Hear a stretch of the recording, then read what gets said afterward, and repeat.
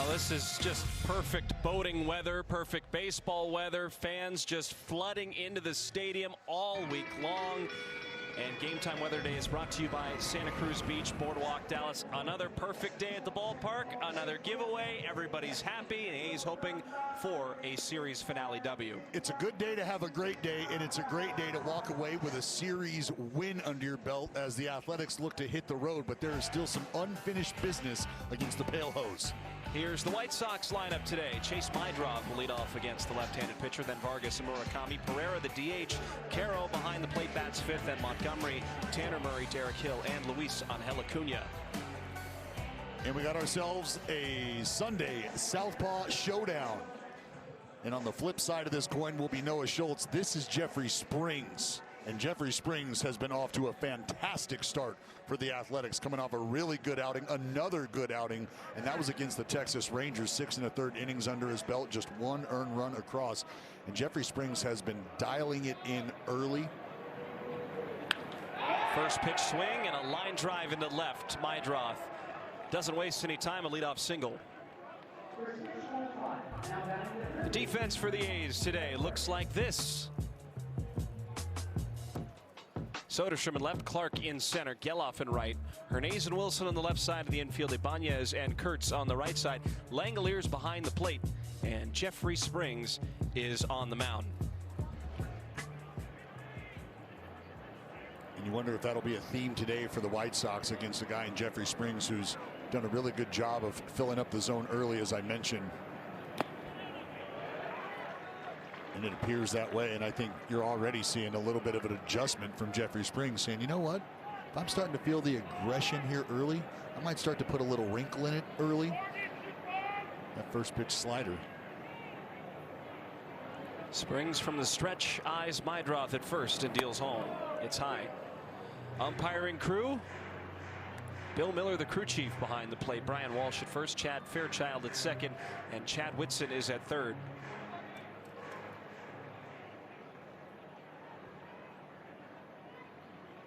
Kurtz holds on the runner at first.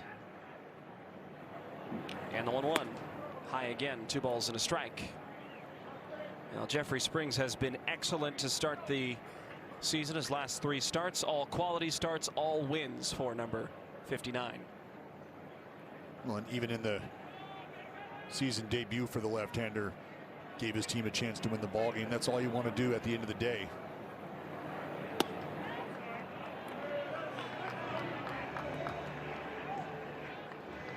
And I think, as I mentioned, he's done a good job of getting ahead of guys. Just to kind of put that in context, 64% first pitch strike rate for the left-hander over these first 3 ball games. Remember, big league average 61%, so slightly above average. That'll clip the inside corner for a called strike. 3-2 to Vargas.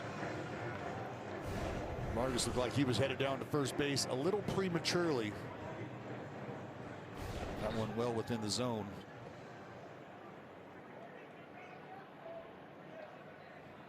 Be curious to see if Meidroth takes off. 3-2. Meidroth is going, and a late break to second, and it's fouled away. Well, it is crew chief Bill Miller behind the plate this afternoon. Attended Harbor High in Santa Cruz. Graduated from UCLA with a BA in history. Notorious for having a large strike zone. Has been overturned in 10 of the 18 ABS challenges. Good to have the skipper back there on getaway day, I can tell you that. Runner going again. Vargas pulls it foul. You know, nothing like a big strike zone on getaway day, Chris. You better be swinging. You better be ready to roll the pole. An 11-inning contest yesterday. The A's ended up winning 7-6 thanks to a Max Muncy sacrifice fly, but it was not an easy win by any stretch of the imagination. Springs walks Vargas, now first and second. Nobody out, in Murakami coming up. Well, if folks were unaware of who Munetake Murakami was, they're learning very quickly. This dude is an absolute powerhouse. We talked about his numbers from overseas, but this guy has driven multiple baseballs out of the big part of the yard here. And he has already shown that premier combination of patience and power. See the 7 homers.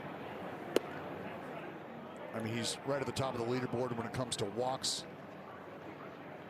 And I think for all the question marks about how he was going to be able to handle the adjustment, you know, from a velocity standpoint, I think he's answered some of these questions. Called strike on the inside corner to Murakami.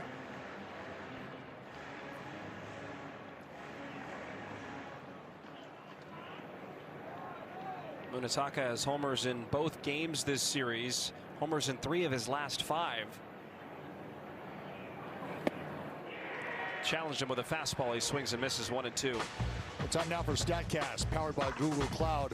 Let's take a trip around the bases with Murakami. 7 homers. Over his first 6 series, he had 5. He's got 2 this series.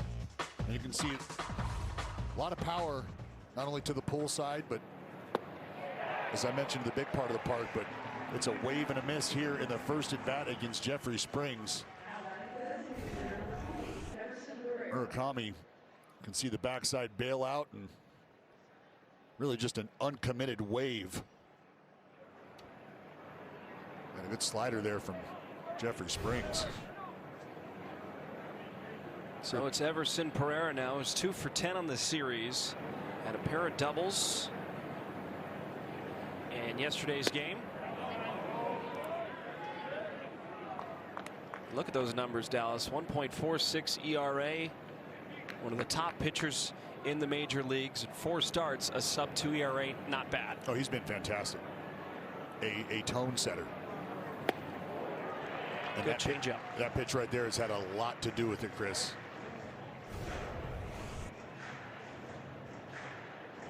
And that's a pitch, if Springs gets a good feel for that early, you're going to watch a lineup be off balance all afternoon. 1-1. Beyond the diving reach of Hernandez into left field. Justin Jershely will hold up the runner at third. Bases loaded, 1 out, and Caro, who was a lefty killer last year, is coming up. Well, it's another changeup, this one down, and Pereira just does a good job of making an adjustment. You mentioned the couple doubles that Pereira hit yesterday. Neither one of those were really barreled, but able to keep the hands back here. There's a strike. 0-1. For Jeffrey Springs, one thing you are very happy about is how he has performed out of the gate early at home. Last year, 6-5 with a 4.81 ERA at the ballpark in West Sacramento. This year, making his 3rd start at home in the young season. Had a tremendous start against Texas, a quality start, 6 1/3 and a winning effort with an earned run, 5 strikeouts and 2 walks. Also looked good against Houston, the home opening series. In the air to left, in comes Soderstrom on the sinking line drive. He makes the catch. He'll load up, throw to the plate. Meidroth will come in to score. And a hard-driven sacrifice fly puts the White Sox ahead 1-0.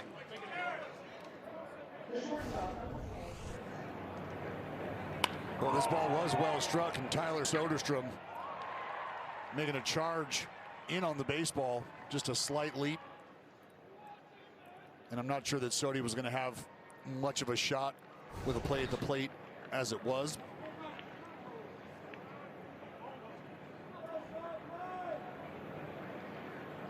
Chris, that's now 3 straight ball games the White Sox have jumped out to an early lead. Ground ball to first, and the damage will end there with Kurtz taking it himself. The White Sox strike first, lead 1-0. Time for the A's bats when we return. 1-0, the White Sox lead, bottom of the first.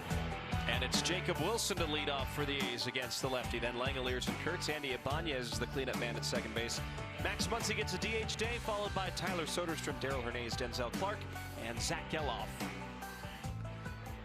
And they're going to be staring down the other side of this Southpaw showdown. It's that tall drink of water right there. Former first-round pick, man out of Naperville, Illinois, by way of Oswego. This is Noah Schultz, and this guy comes with a big-time fastball. You're talking about a big-time presence, 6'10", 240 pounds. I mentioned the good fastball, four-seamer. He's got a two-seamer, slider, cutter. He's flashed a little bit of a changeup here and there.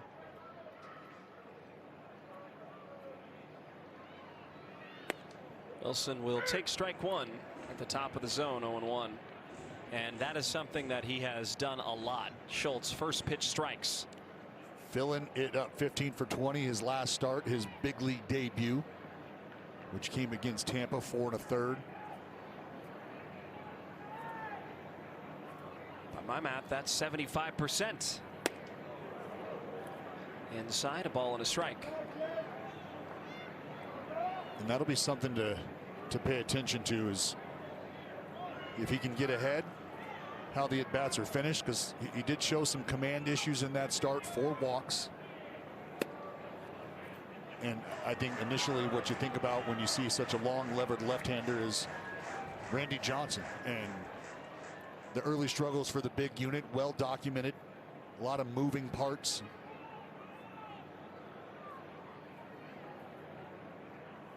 Two one in the air, a shallow fly ball left center. Acuna coming in, and he closes the gap to make the catch.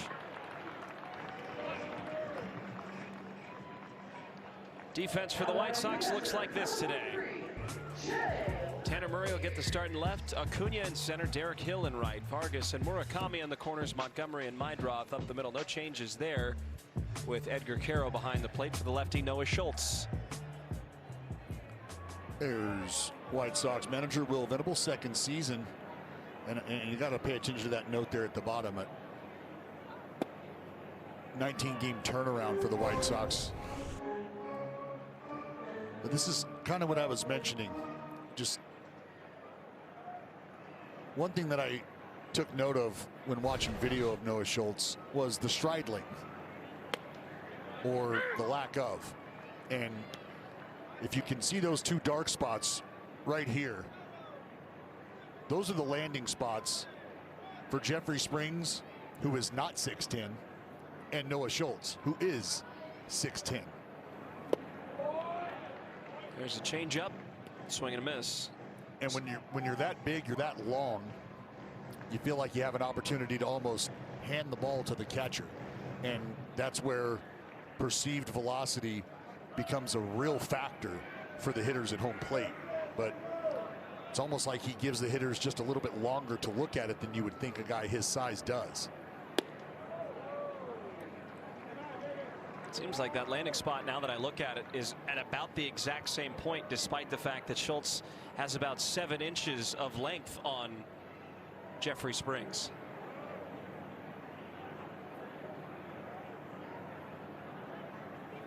Two fouled away, so it's a compact delivery. Yeah, well, we were talking about it before the game, and I think what you take away from it is it's, for his size, a fairly repeatable delivery.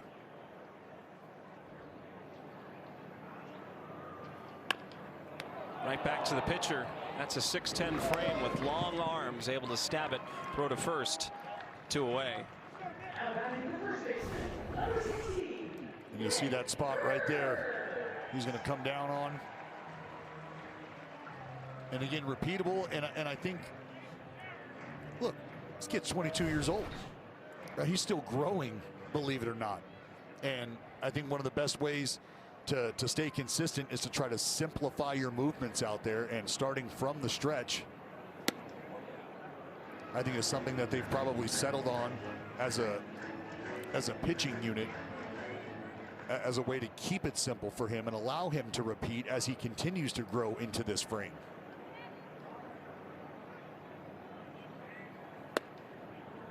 Two balls and no strikes to Kurtz. Well, you got a lot of left-handed horsepower here in this matchup, huh? Schultz made his debut 5 days ago. We have to remember that. Settled into the start a little nicely. 4 1/3. I think he'll hope to go longer today. Kurtz takes up and in on a breaking ball, 3 balls and no strikes. This guy's no joke. Number 2 overall prospect in the White Sox top 30. Number 1 pitching prospect. Like you said, he could get up to 7 feet tall if he keeps growing. 3-0 called strike. 3-1. 3-game hitting streak for Kurtz. Had a very big swing yesterday to tie the game at 6-6. On an up and in fastball, sent it just over the A's bullpen and onto the berm.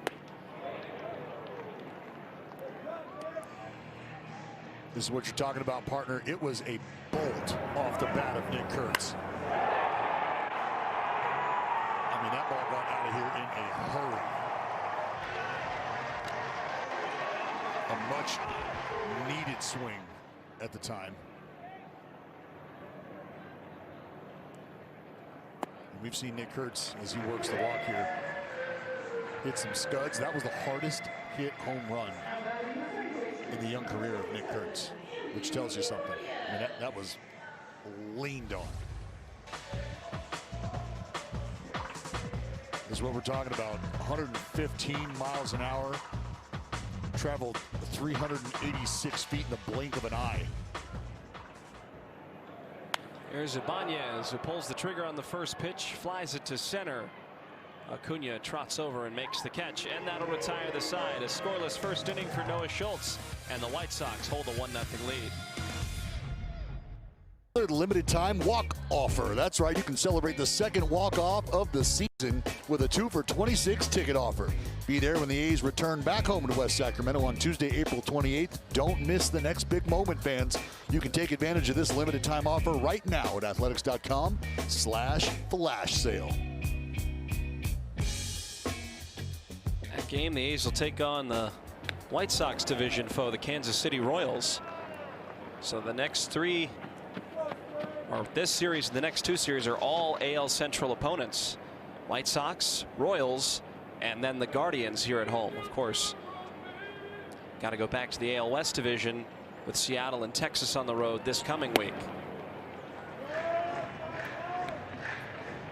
Here's Tanner Murray. Probably a big day for him. Starting the White Sox. Went to UC Davis. Made his major league debut 2 weeks ago. Pops it up. Right side, Kurtz getting called off by Ibanez, and Andy Ibanez has final say, makes the catch for out number 1.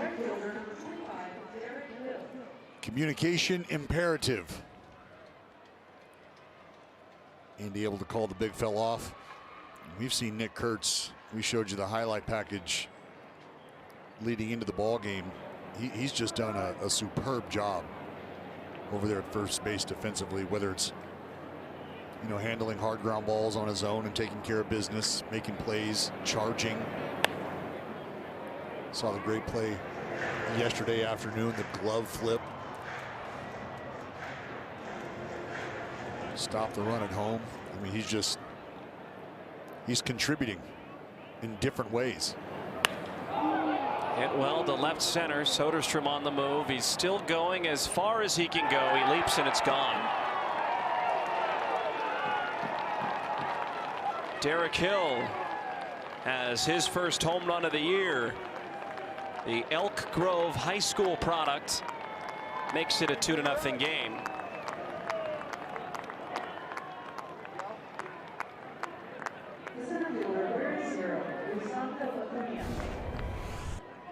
The man from the Thundering Herd just steps on an elevated fastball, 92 up top. He met him at the right spot, 380 feet.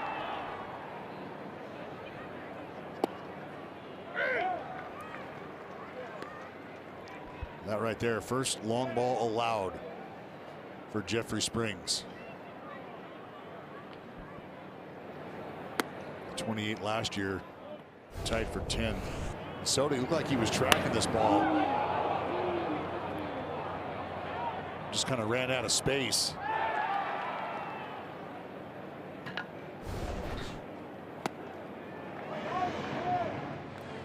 Well, Dallas, the second inning the last two games has already been troublesome for the A's. The White Sox scored 5 runs in the second yesterday, and the A's found a way to storm back and get the victory in a very gutsy game on all sides of play. Inside corner, it missed, but Shea's going to challenge here early. I'm not quite sure we're going to get the call here. That ball looked a little elevated. I mean, over the plate, yes, but just slightly elevated. This pitch was a ball. ABS powered by T-Mobile. One challenge remaining.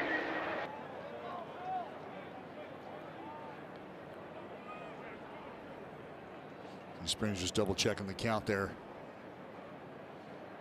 2 balls and 2 strikes. Springs deals to Acuna, who strikes out on the changeup.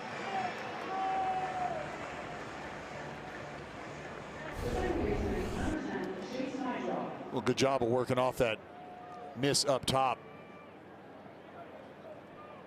I mean, he's got that thing on a string right now. Meidroth had a first pitch single in the first inning to start off the game. He will see one down low, 1 ball and no strikes. And I think you could see Langeliers almost think about going back to the challenge there, but with nobody on, 2 outs, not sure you want to burn it. That'll do for a strike. Meidroth now on a 5-game hitting streak. Had 61 games out of the leadoff spot last year for Chicago, so not an unfamiliar position for number 10. Well, that's something that Will Venable is going to do a lot of, I think, is move guys around in this lineup, and understanding it is such a young group. You want to, I think, just get a look at guys in different spots, different spots of the lineup, come with different responsibilities. And I think it's a conversation you have with your leadoff hitter at times. Hey, we'd like to see you try to work an at bat, maybe get a little deeper into a count if that's something that we can do.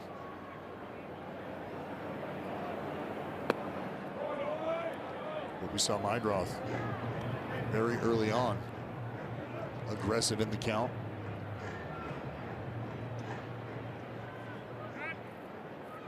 That was something that you used to see a lot back in the day as a leadoff hitter. Try to see as many pitches as you possibly could, just to give everybody a look, or as many free peeks as you can.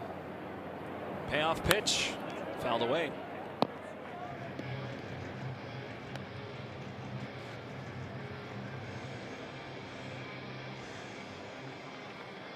Credit where it's due. The White Sox in these past 2 games offensively have not let their feet off the gas pedal.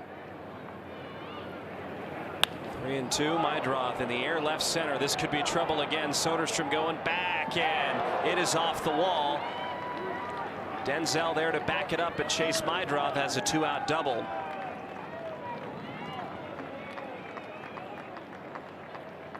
Well, 2 pretty good swings and 2 at bats for Chase Meidroth.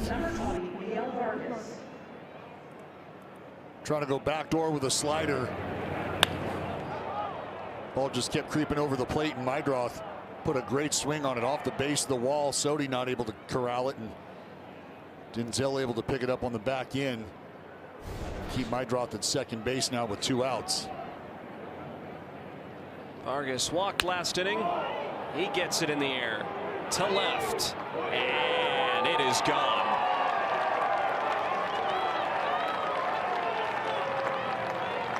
4-0 Chicago. Playing out very similarly to yesterday's game, where Chicago scored 5 in the second and led 5-0 early. Now a 4-0 game very quickly in this series finale. Well, a couple long balls have started to open the ball game up a bit here. Just a fastball inner third, and Vargas all over it.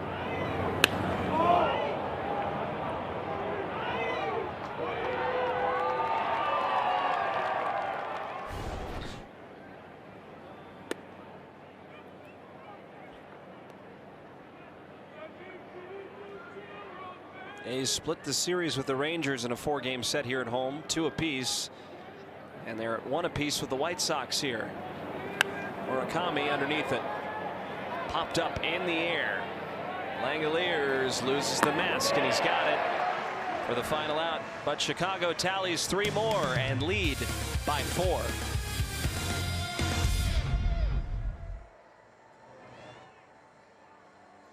Exclusive Athletics interviews, extended highlight and press conference videos, and tons of YouTube shorts, all on the NBCS Authentic YouTube channel. Subscribe now. 4-0 Chicago in the early going. It's Max Muncy who was the hero yesterday, leading off and taking outside 1 ball and no strikes. Chris, over these first 2 innings of each game this series, the White Sox have outpaced the Athletics now 12-1 in the first 2 innings. And that'd be a goose egg for the green and gold if it wasn't for the home run yesterday by Jacob Wilson in the 2nd inning. So these White Sox came to town aggressive, and I think they've got a lot to show for their approach.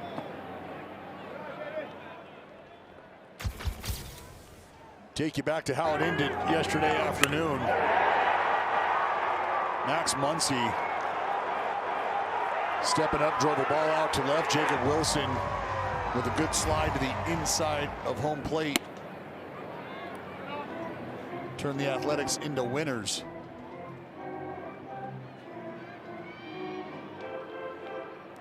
First sacrifice fly RBI in quite some time to win a game for the A's. The first walk-off RBI in Max Muncy's career. 3-1 pitch, pulled the trigger and got underneath it in foul ground.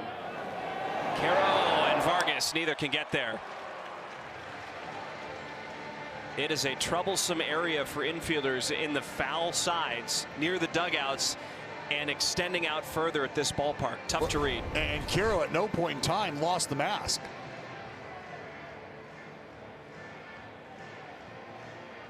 I'm just curious as to why he wouldn't want to make life that much easier on himself tracking the baseball. Looks like he got stepped on.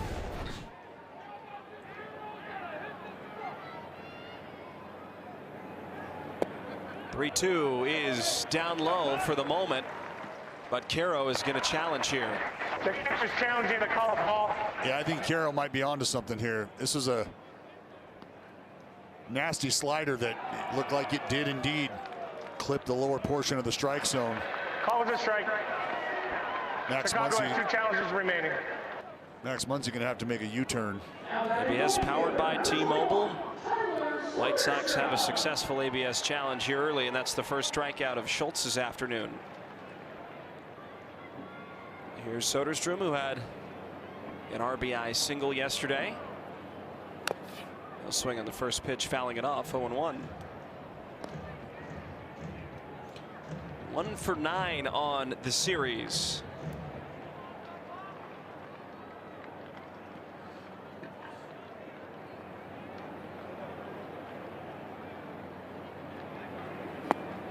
Spun outside, 1 ball and 1 strikes.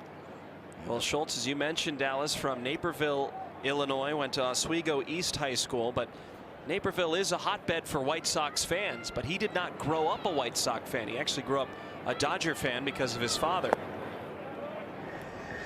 Being close to home, I think he probably has changed his fandom a significant amount. Now is possibly one of the big centerpiece arms of the future of this White Sox team. Well, they've got a young core that I think they're excited about, and for good reason. 2-1, high in the air to right field. Hill moves 3 steps back, then 4 steps in, and 2 are down.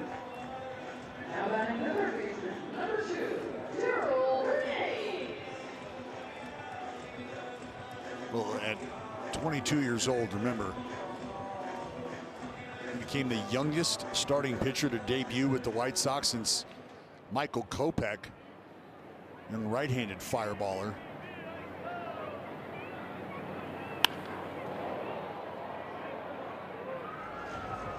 But when you think about how young this team is, and you look across the diamond and you can see the youth, to think that you've got a strong arm like this that you can project for the future, you got to like that if you're Will Venable. Dallas, the White Sox know their left-handed starters well in terms of drafting and developing. Think of Chris Sale, think of Garrett Crochet, now Noah Schultz.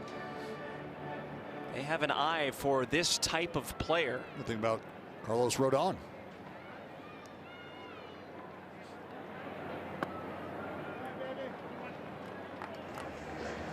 And not only hard throwing left-handers, I mean, they've had some big fellas over there on the south side.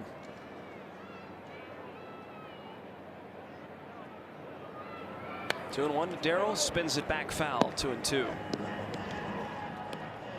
mean, he's the third tallest pitcher in White Sox history. I think big John Roush. That's a big fella. Andy Cisco, and then you got this man right here, Noah Schultz, 6'10" and still growing. 2-2. Fouled away. I asked John Schriffen, the broadcaster of the White Sox. He had to play basketball in high school, right? And he said, yeah, but actually in his mid to late teens, he started to grow a significant amount. It was really in his late teens where he grew a foot. So he's still growing, as you mentioned, and growing throughout the minor leagues in stature. 2-2 pitch inside, 3 balls and 2 strikes. Well, and off to a hot start this year, 3-0, 1.29 ERA, 3 appearances in Charlotte. Come on up to the big leagues, young fella. Let's see what you got. Payoff pitch for Schultz. Hernandez gets it in the air deep to left field. Murray going back as far as he can go, and Darrell has homered.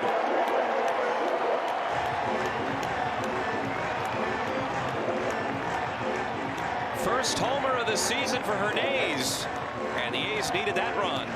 4-1.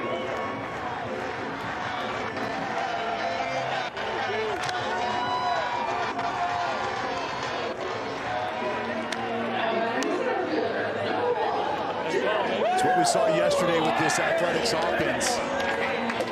Just started to chip away and eventually came out on top. And I know that's got to feel good for Darrell. How about that?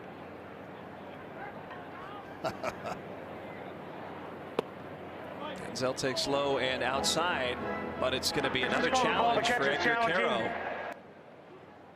ABS challenge is powered by T-Mobile, and it is a strike again. For the strike, Chicago has 2 challenges remaining.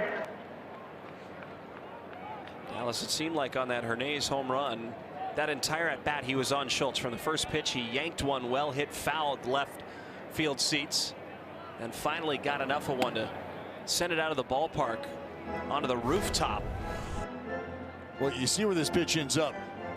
It's a slider that stays up underneath the hands. You're probably better served throwing that cutter, that cut fastball elevated. And that sweeper probably not intentionally elevated.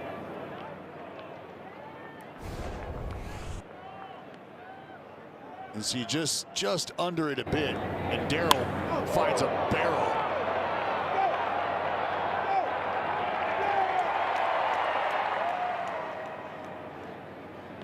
You know, they call him Barrel Hernandez back home. In El Paso or San Juan? Yes.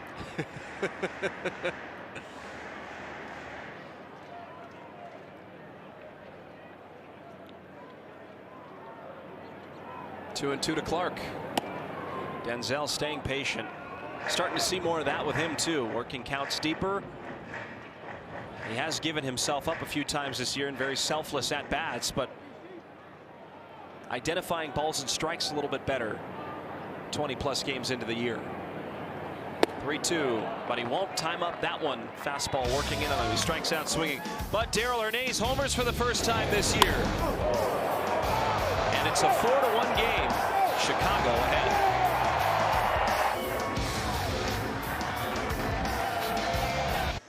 Great shots all season long, brought to you by Wirecam and our good folks over at Defy.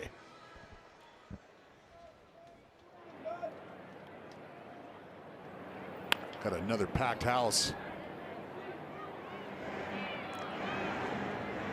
Tell you, the Stomper plushie, Plush hat.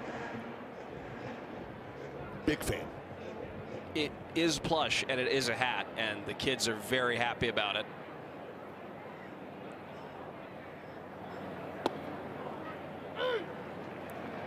And I think the adults are very jealous because it's a very cool looking hat. You know, the eyes peeking at you. Oh, it's a sweet lid, no doubt. Yeah, there's a lot of kids that are probably going to go home disappointed that they got their hat taken by mom or dad. Nope, sorry.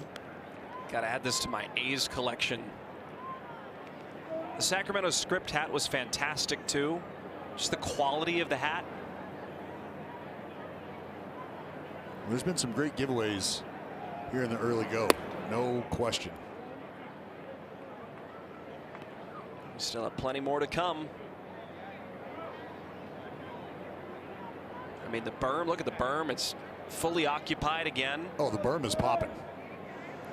The berm is popping. If you weren't working today, I know exactly where you'd be. Enjoying a maybe hot dog, or no, you'd probably be a tri-tip sandwich guy. Yep.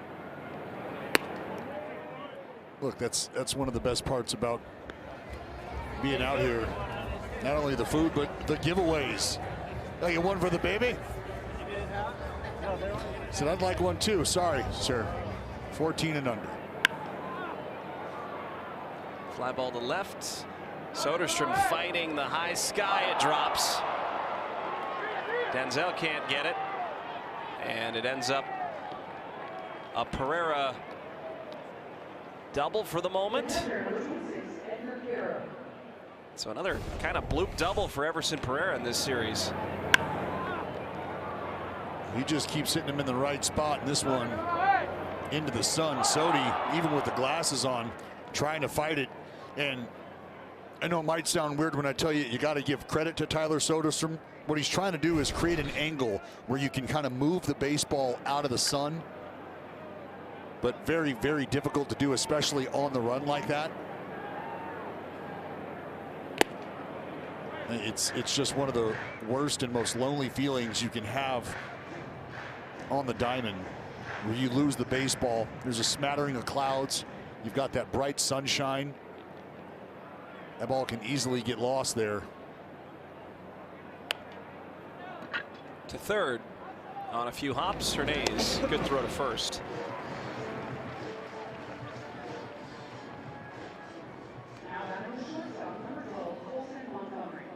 During your time as an outfielder, was it difficult that when you were playing in college? Was it more difficult on a sunny day to find the baseball, or in a situation like this where cloud cover is a thing and it's not exactly just super wispy clouds? There's a little bit of thickness to them as well. Well, that's where, you know, you're able to kind of use the clouds as a backdrop and track the baseball. And it gives you something to help create that depth perception.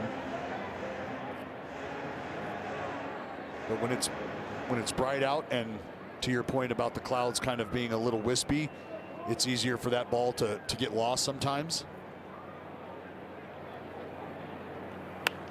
Especially when you're battling the sun.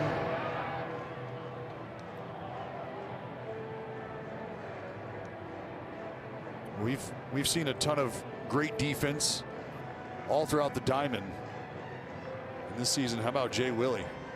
Longest errorless streak by an A shortstop. 60 ball games. That dates back to last season.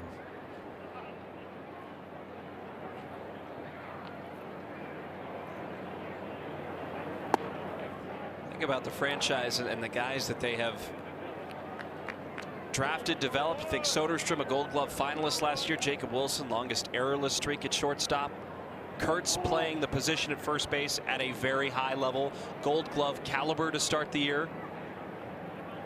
I'd be willing to say there's no better defensive first baseman to start the year in baseball than Kurtz, the way he's been able to pick it.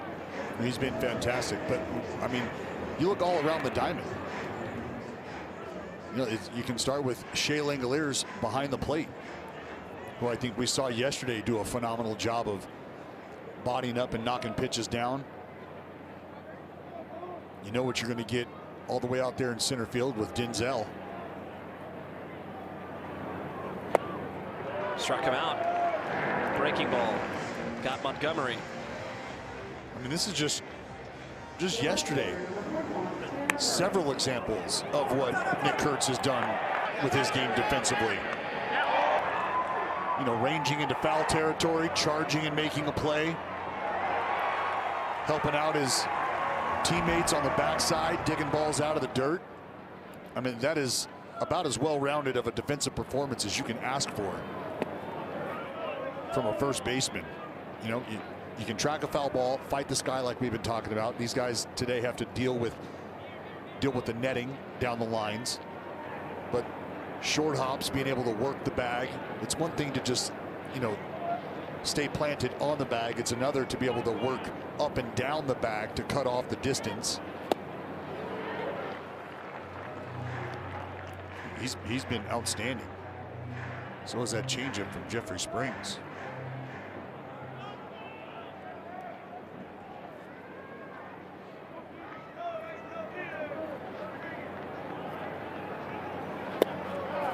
Called strike 1 and 2.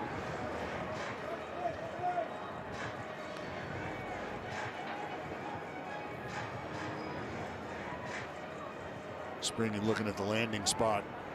Might be a little slippage going on.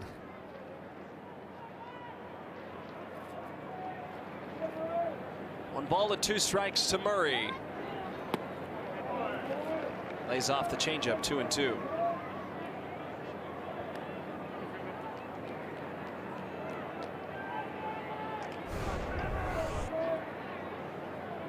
Watch that landing foot.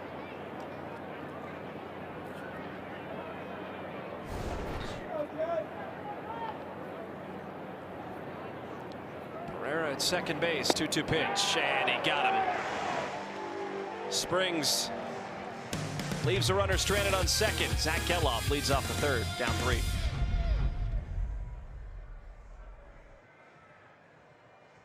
The bottom of the third inning.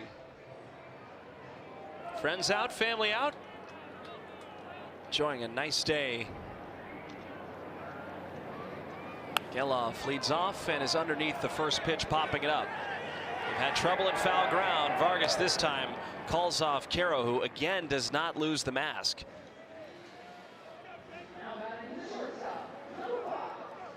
Well, that means it's time now for the in shape endorphin player.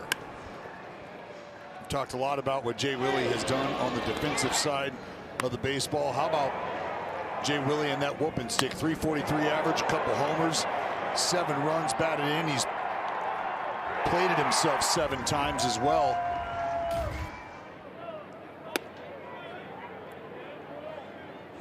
And you know, I mentioned Nick Kurtz and how he's contributing in different ways outside of how we know he will contribute at the plate.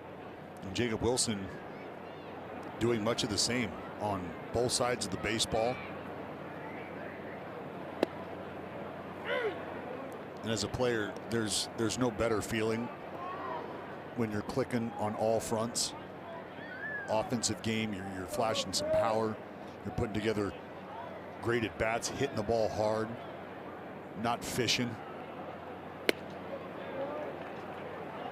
And you go out, you play great defense as well. And it's one thing to make the routine plays. It's another to be able to log those extraordinary efforts. 1-2 pitch, won't time up the high fastball. He's down on strikes. So 2 outs for Schultz. Has 3 strikeouts today. Well, the A's got their hands full with the big left-hander. And we're talking 94, 95 up to 98.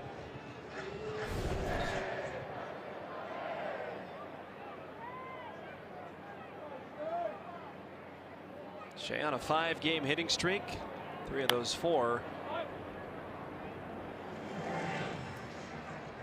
Last of his games have been multi-hit efforts. 3 for 10 now on the series against the White Sox. Expands his zone, swinging and missing on a changeup. And that changeup was a pitch that you just hadn't seen a lot of. And I was wondering how much we were going to see the changeup today, because when you think about his arsenal, it's you know, good hard fastball, but then you've got the cutter, you got a little slider, a sweeper. So there's a lot coming into the right-handers. And if he can mix that changeup in there, now he really starts to give himself a chance to stretch the strike zone. And hitters can't sit on one side of the plate.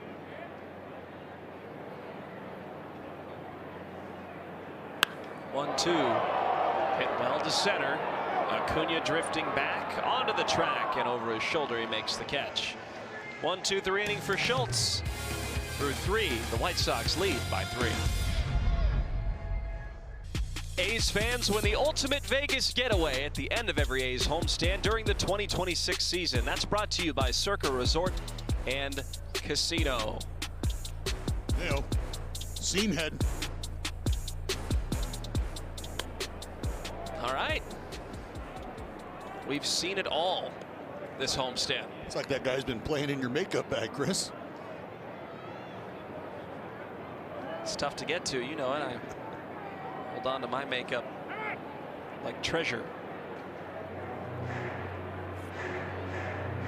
See, you gotta start the fandom young. You gotta get him on the right track early. Well done, my friend. Well done.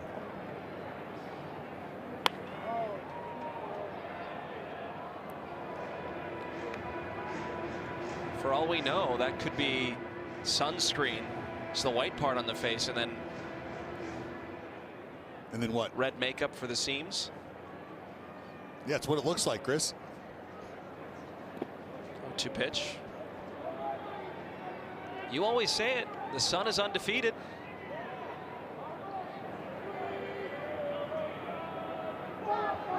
Derek Hill homered 2 innings ago. At that point made it a 2-0 game. 1-2 pitch fouled away.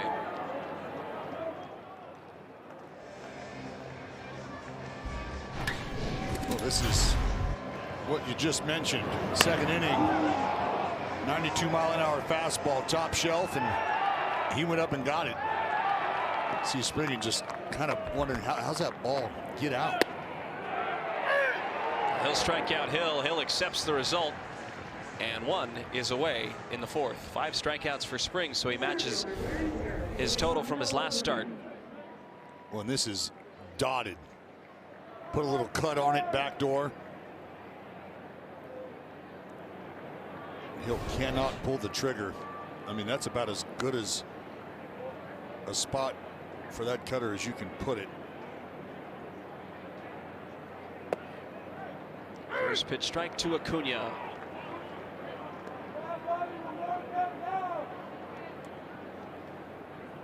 Struck out swinging back in the 2nd inning.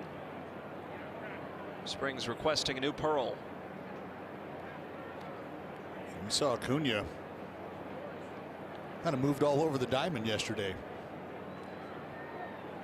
How many times do you have to switch his outfield glove to his infield glove, back to his outfield glove? Popped up. Right side, Ibanez again calls off Kurtz and makes the catch.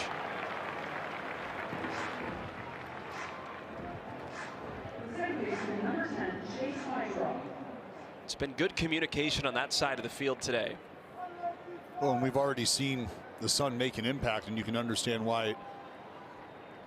As long as you talk about it, you give yourself a fighting chance against the Sun.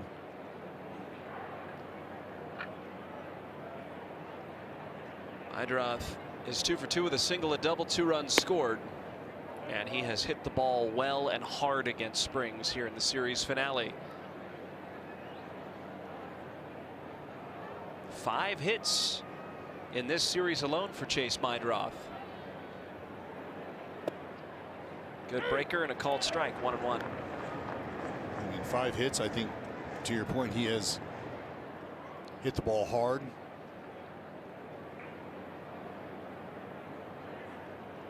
And I mean, he's been all over the lineup, top to bottom. Backdoor breaking ball, a beauty. 1-2. Where does he go here? Well, you have an opportunity, I think, to speed him up in. and elevate, something that Jeffrey Springs has done well in the past. But I mean, he's got a really good feel for the spinner right now. Yeah, and he tried that cutter back door. Missed his spot, and he's about to throw pitch number 70 of his game.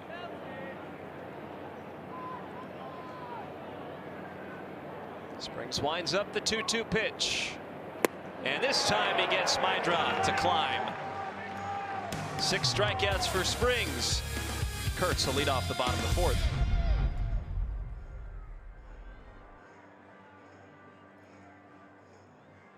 Overcome adversity and succeed. From youth programs to employment support, they are dedicated to strengthening the heart of our community. Learn more about their life-changing services at lafcc.org today.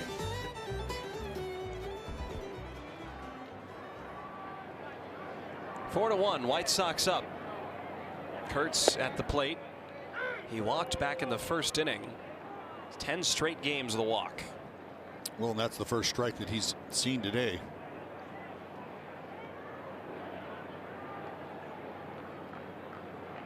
Matching Jack Cust. I love any statistic that involves Jack Cust. Just one of my all-time favorite teammates. Great personality, big strong left-hander, just like Kurtzy. With all the walks, people forget Kurtz has 15 hits this month. So a 294 April average, and he's looking a lot more like himself.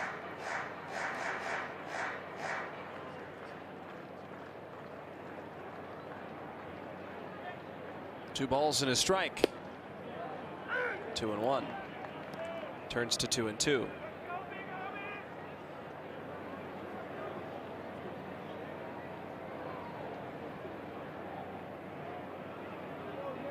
Seems like Springs has settled down a bit. Started to strike out more hitters. Unafraid to go at him with the fastball. See what Schultz has at 2-2. It's outside. 3 balls and 2 strikes. Well, Springs has always done a nice job of what I call setting the speed limit with his arsenal. And he's a guy who's unafraid to double and triple up on off speed and then kind of punch that fastball anywhere from 90, 93. We've seen him up to 94. Sinker works in on Kurtz. Couldn't resist. Strikes out. Schultz has 4 strikeouts and will welcome Ibanez to the plate. And look, this is just a very tough pitch to anybody to get to. That's 96 with arm side life.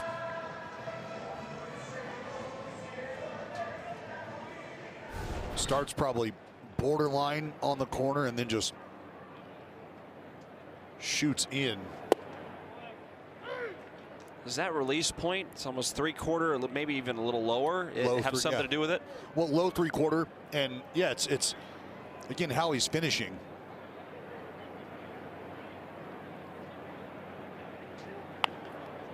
A cue shot up the first base side. It's a race to the bag. Schultz long strides, drops the ball on the flip. Ibanez will reach.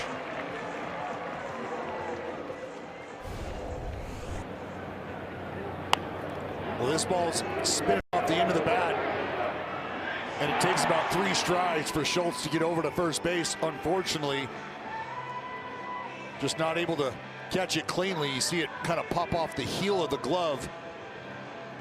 Murakami with maybe a bit of a lower feed.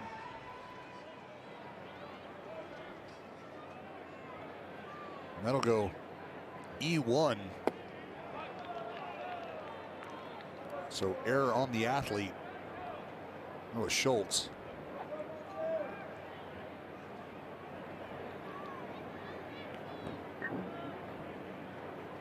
Muncy struck out looking on an ABS challenge his last time up.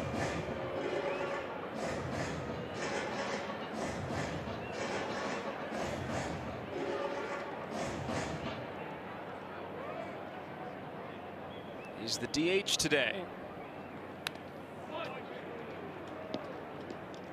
And with Brent Rooker on the IL, Mark Kotsay in some ways can be a little bit more creative with the rest days for some guys, given some DH days for different people. Soderstrom had a DH day. Langeliers has had one.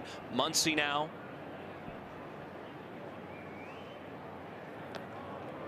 Because for Rooker, who plays every day and mostly out of that DH spot, now with him not being a factor for the moment, give guys a day off their feet. Well, that's how we see the DH spot utilized, I think, a lot around the league. As kind of that half day off where you rotate some guys, and it's probably a lot of guys who play every day. And remember, we're just coming to an end of a 16-game stretch with no days off, where Mark Kotsay has had to manipulate that, and I think he's done a pretty nice job of it.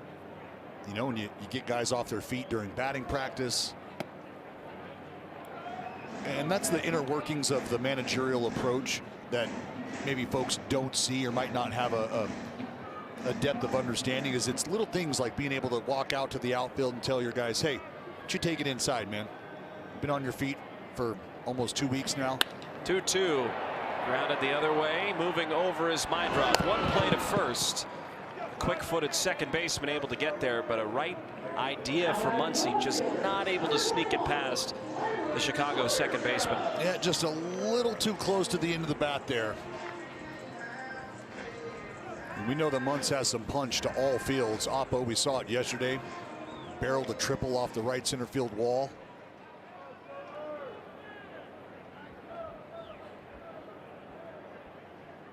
Here's Soderstrom. First pitch take on a sweeper, 0-1. He flew out to right his last time. Has Ibanez to work with at second base.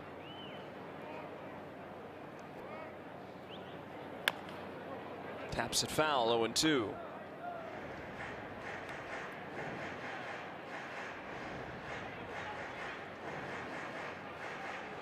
.64 pitches for Schultz in the fourth inning.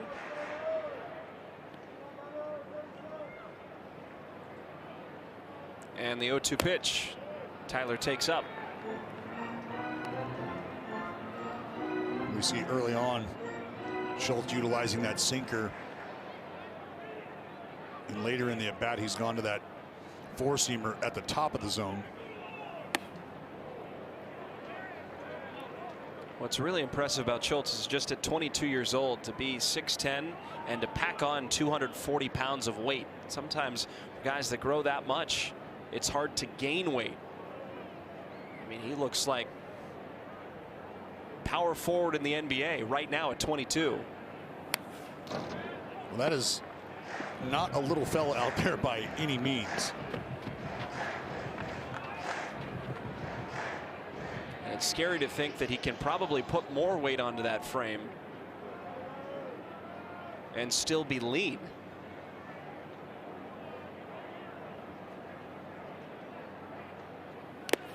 Soderstrom tips it into Caro's glove, and that'll end the fourth inning.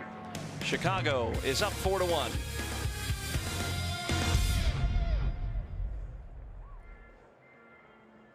Strong with some weekday baseball as the Kansas City Royals visit Sutter Health Park. That's Tuesday, April 28th through Thursday, April 30th. You can book your spot at the stadium right now by visiting athletics.com/tickets.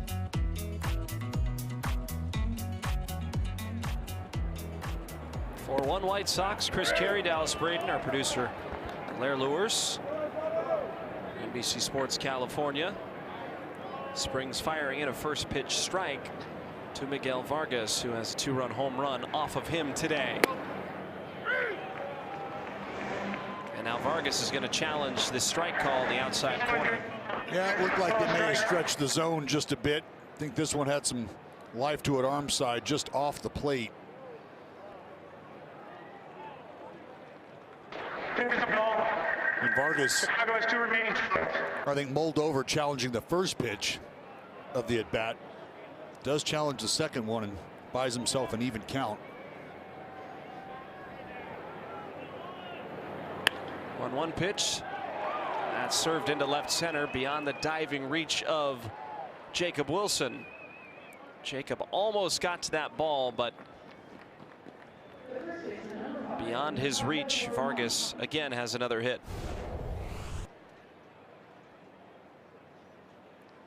Well, Vargas, I think you got to give credit to Vargas here, who just does a good job of staying back. Put a pretty good swing on a really good changeup. And Springs has had a good changeup working all afternoon.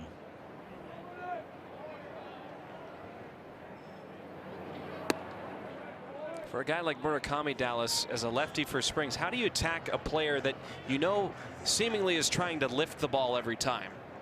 Well, it's a guy who I think kind of invites you to the inner third with that Ohtani-like stance where his hands are. But as you've seen with Springs, he's had some success spinning the baseball down and away. And I think he's got a guy that you have to move the ball around on. I don't know that you necessarily want to put the same pitch in the same spot multiple times without being able to at least vary speed. He gets underneath that one, and that one is headed for the trees. Big bat flip for Murakami. 6-1 Chicago on his third home run of the series.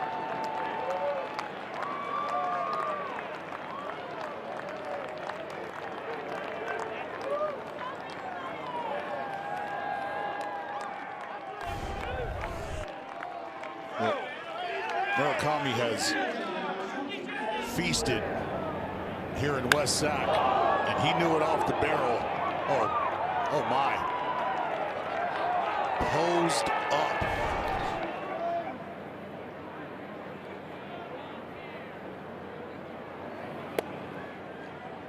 I mean, he took a long look at that one.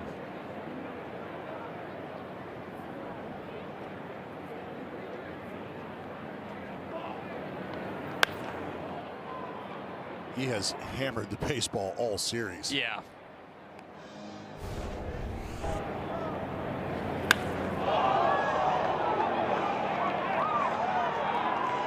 Yep. He's going to admire it.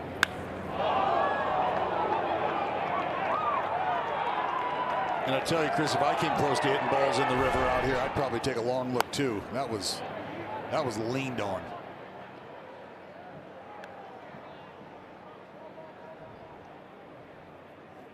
He's doing exactly what the White Sox hoped he would do, and that's hit the ball out of the ballpark. 8 home runs now for Murakami. 3 of those 8 have come against left-handed pitchers. Springs responds with a strikeout against Pereira, and 1 is away. Again, I think, credit to the White Sox for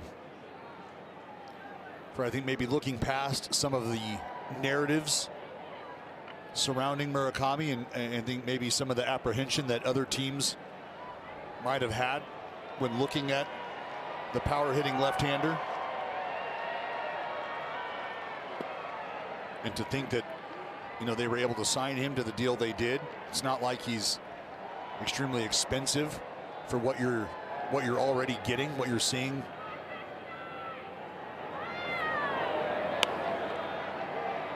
Lifted shallow left. Soderstrom coming in. And Dallas, I don't know if people give Murakami enough credit. I mean, this is a player that spent 8 seasons in the Nippon League and has been playing in the second best and now the best baseball leagues in the world since he was 18 years old. Well, there were questions about his defensive viability and how well he was going to be able to play the field. There were questions about, again, his approach at the plate. In the air to center, Clark on his horse going back, and he'll look up and watch that one go. Colson Montgomery, another homer in this series. It's 7-1.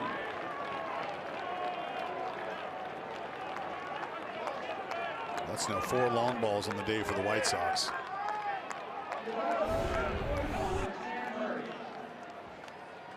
And this is just a slider that catches entirely too much plate. Colson Montgomery trying to beat down the batter's eye.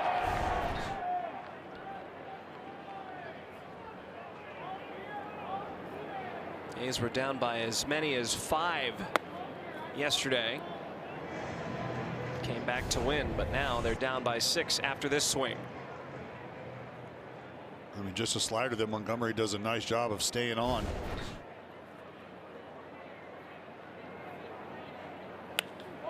Now Murray in the air to left. Soderstrom, a good read on the baseball, moves over and makes the catch. So that'll retire the side. But Murakami and Montgomery homer and add 3 more runs to the White Sox cause. They lead 7-1. Green and gold got one knock to show for this afternoon, and it was a blast off the bat of Darell Hernaiz.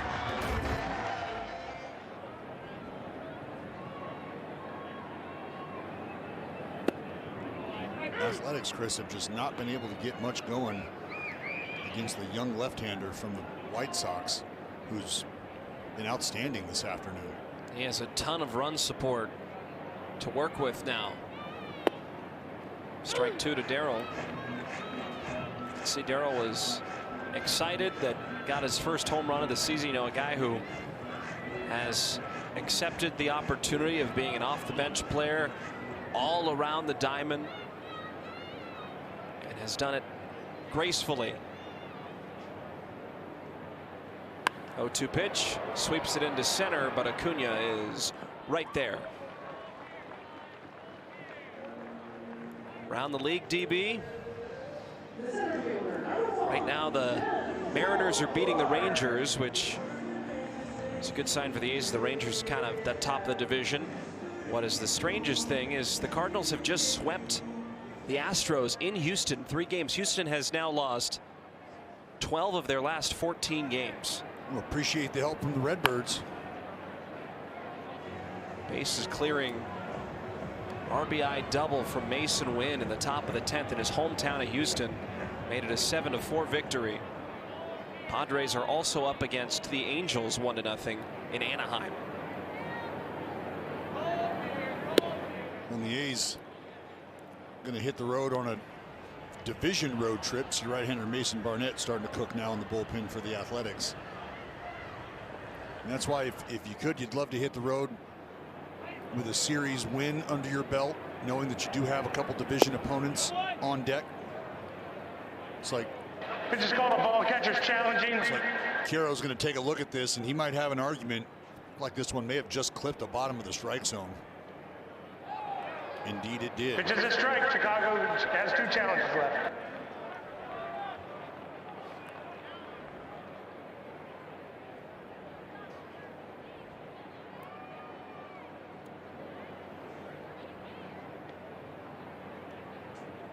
One ball and 2 strikes. Denzel takes 2-2. It'll be a good test for the A's in Seattle against the division favorite Mariners, who have gotten off to a slower start.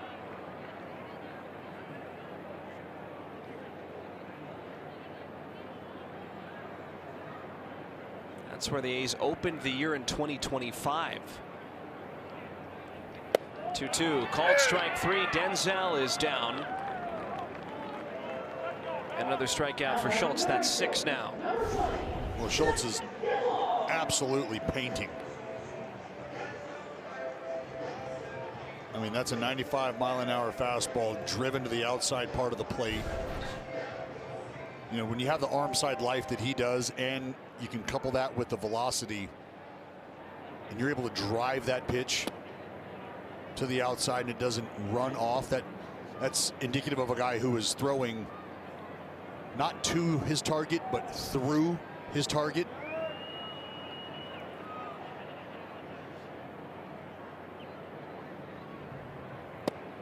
I mean, that's just, it's great finish on the baseball right now from Schultz. And these are the types of pitches and the types of at bats that hitters walk back and say, I didn't get a pitch to hit. And you're thinking, well, you saw some strikes. Yeah, but there's just not much you can do with them as a hitter. Caro's going to challenge again. Pitch is called a ball. Catcher's challenging. Yeah, I'm not sure that this was as close as maybe some of the other ones we've seen. Yeah. Pitch is a ball. Chicago has 1 challenge By a good remaining. margin. Yeah, almost 3 inches. I think Caro might have talked himself into that. So now each team has 1 challenge remaining.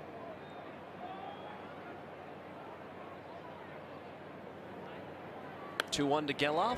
Fouls it away. Well, Zach's first hit of the season came off the bench yesterday. That was in the 10th inning. He laid down a bunt up the left side and beat out the throw.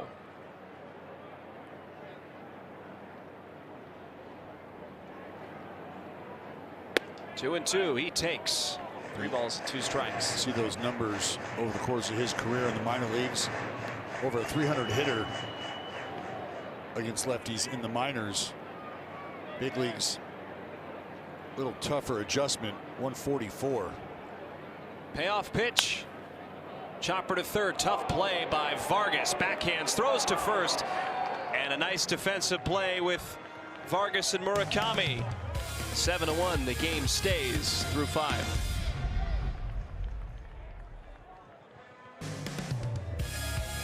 A's Baseball is brought to you by Red Hawk Resort and Casino, taking entertainment to a new level.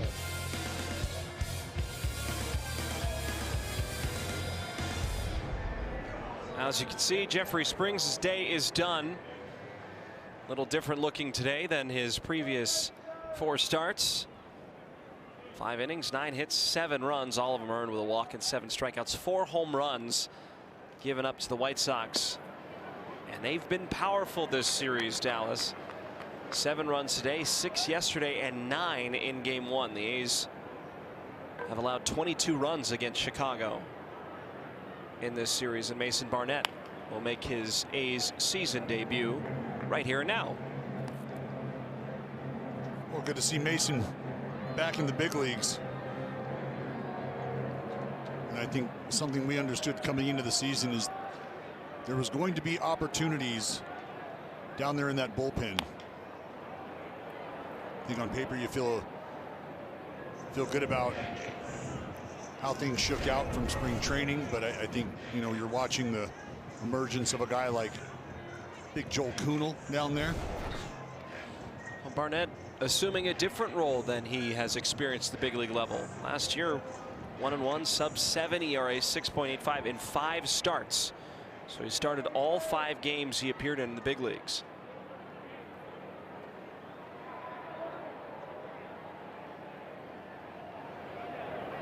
One-two pitch high.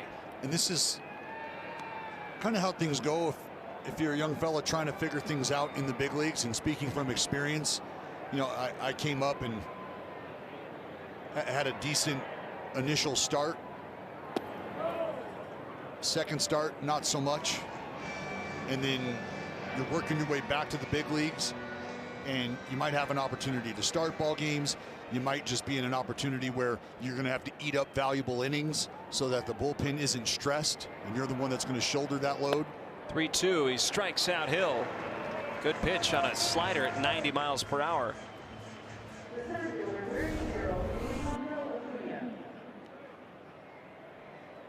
Yeah, slider looks like it may have just backed up a little bit. Probably to the advantage of Barnett as Hill sees spin but can't get the hands in enough. Those are just tough pitches to get the bat to.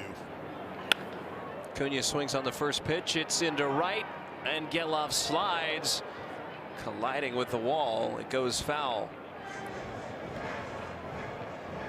Gelof has had no problem trying to put his body on the line for his team, whether it's second base or now in right field. He went all the way in on that ball. I mean, Gelof just wants to play ball, and we've talked about it with Jeff McNeil, a guy at a different phase in his career, but more than willing to do whatever you need him to do, whether it's defensively, you know, moving around the lineup. Just want to win ball games, and I think Zach Gelof, same thing. You just want to help win, and knowing that creating a little more versatility for himself would kind of maybe open up a pathway to the big leagues, and it has. And I think he was rewarded through the hard work he put in spring training when the unfortunate injury for Brent Rooker occurred. If you have a guy that you know that you can move around the diamond on the infield, but now is also someone who you can use in the outfield, and was swinging the bat the way he was, I think it makes it an easy decision for the team to say, hey, why don't we plug Geloff up here and keep rolling? 2-1 pitch, ground ball to third. Hernandez moves over, throws to first, and 2 are away. Now let's hear a word from Smud. SMUD's Clean Power City movement is happening. Hundreds of thousands are taking action, driving electric, making clean power choices, and saving money with SMUD rebates. Together, we're changing the world. For 99 ways to join the charge, visit cleanpowercity.org. So Barnett gets 2 quick outs, and it's Meidroth again. Strike 1. It's that slider again. 91. And you see the reaction from Meidroth backing out.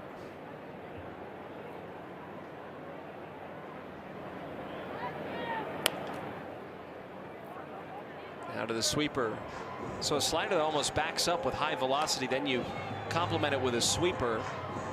Well, it's 2 different variations, right? Two different ball flights. One has got bullet spin or gyro action, which is more of a north-south movement, and then that sweeper, one that moves laterally. 0-2. That's the sweeper. And at times you see guys, sometimes they get caught in between. You end up blending those two, and the pitches kind of lose their identity.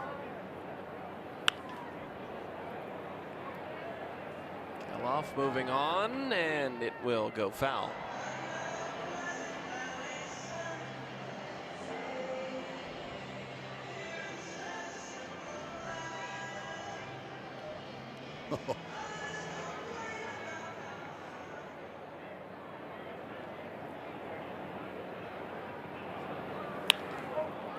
In the air, right center field. On the run, Geloff. It's Clark to make the catch in the gap. 1-2 inning for Barnett in the 6th. Jacob Wilson leads off for the A's. Feature award is presented by Provident Credit Union. Go to NBCSportsCalifornia.com/AST to check out Matt Hoffman of Redwood Continuation High School in Castro Valley, as well as the other finalists, and vote for your all-star teacher. The grand prize winning teacher school will receive $30,000. Vote now. Well, it's a righty on the mound. That means that Noah Schultz is finished today. And I think the A's are happy about that. A 7-1 lead for the White Sox. Some pitch comm issues. Look at this line. 5 innings, a hit, a run. It was earned. Walk and a strikeout. Only blemish was the 2nd inning homer by Darell Hernandez for Schultz. And he looked like the number 2 prospect in the White Sox organization today. Yeah, he was every bit the dominant left-hander I think they hope he will continue to grow into. And after those dominant 5 innings, he's going to hand the ball to Grant Taylor. Ninth appearance this afternoon for Grant Taylor, a guy who saw a lot of action early. Little cue shot up the third base side. Wilson hustling up the line. He's safe. Infield single, about a 5-footer. Well, how about Jay Willie wheeling it down the line? And wouldn't you know it, as soon as you get Schultz out of the ball game, A's find a base runner, find their first hit since the homer from Darell Hernandez. Jay Willie just topping it. Able to get down the line though.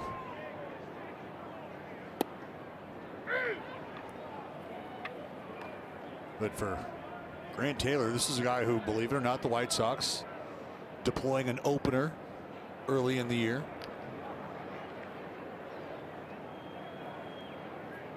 Former LSU Tiger. Strike 2. He actually opened up 3 out of 4 games early April. It's 2-4 with a 4.91 in 36 games. Started 2 games last year for the White Sox. Chicago has not been afraid to call guys up and send guys down in the bullpen spots, especially. 0-2. Langeliers thinking something different. Gets caught looking. 1 away.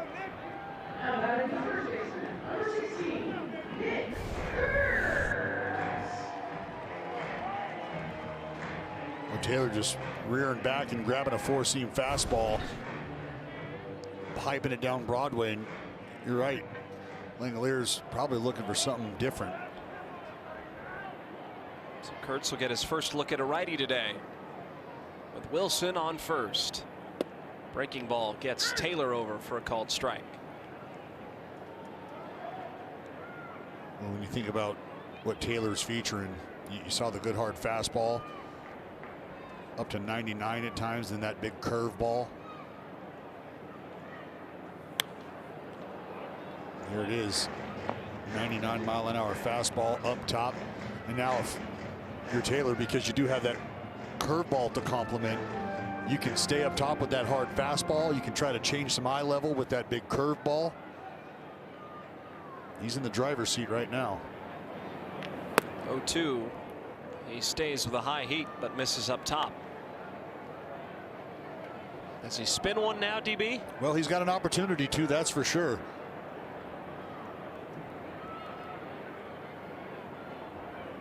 Left side open for Kurtz. 1-2 pitch. And there it is. That's just, it's playing the overt game, right? Speed you up top, slow you down with that big curveball.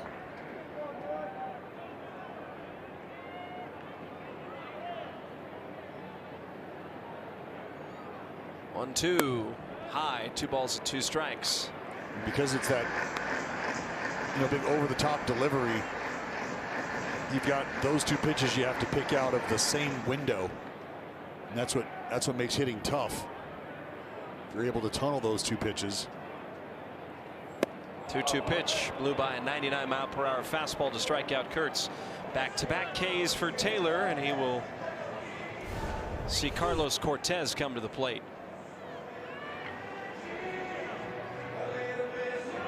You want to talk about an extra gear. Looks like that ball is just picking up speed as it's getting to home plate.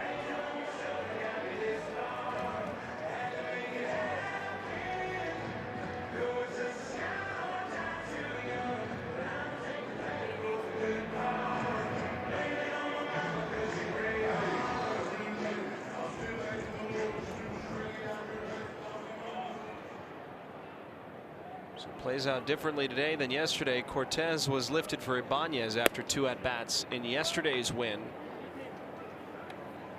And for Andy Ibanez, after 2 plate appearances today, he's lifted for Cortez, both in the 6th inning. Marcotte going to the bench early again.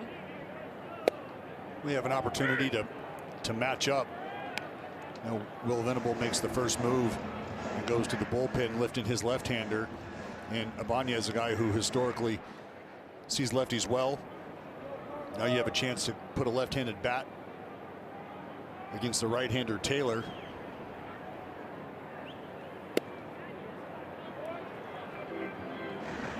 And I think if you're Will Venable, you'd probably like to squeeze a couple, maybe 3 innings if you could, out of Taylor, with the scoreboard sitting the way it is right now.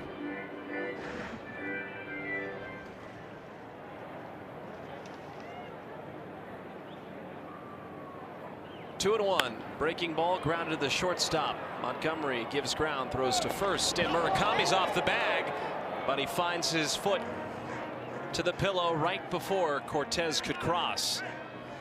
So that'll retire the side, but Marcotte's hand is up now. He's going to keep the ball moving. Let's go to the 7th. 7-1 Chicago.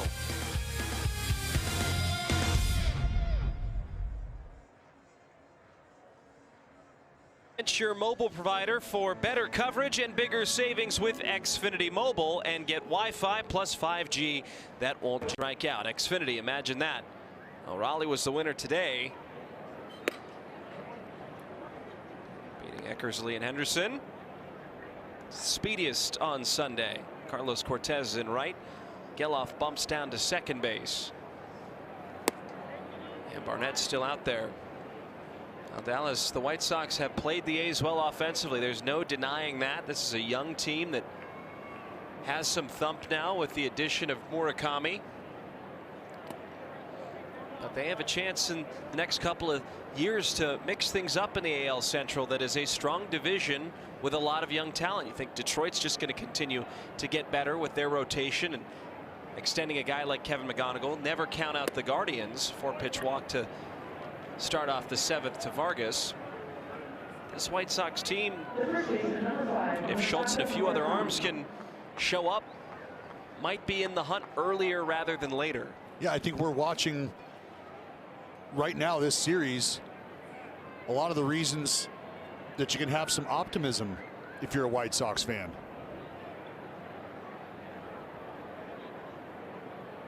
Murakami had a huge home run his last at bat, sent it to the trees in right field. It's his 3rd homer of this series and his 8th of the season.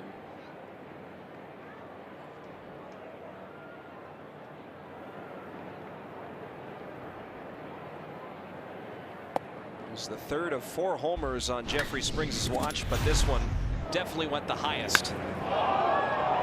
Lean back.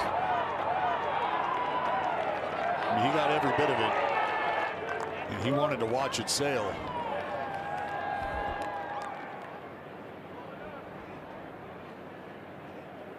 You know, just one of those afternoons where, as a pitcher, you make a mistake. Sometimes you're able to get away with them. This afternoon, just not one of those days. So 2-1 to the powerful Murakami.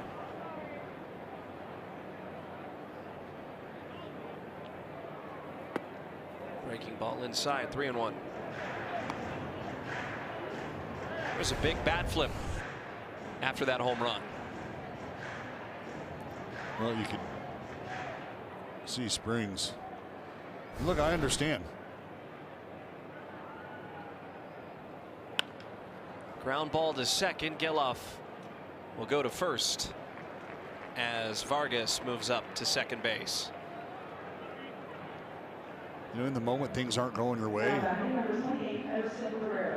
guy just rides you out of the yard. The last thing you want to see is him standing there admiring it. You know it's gone far.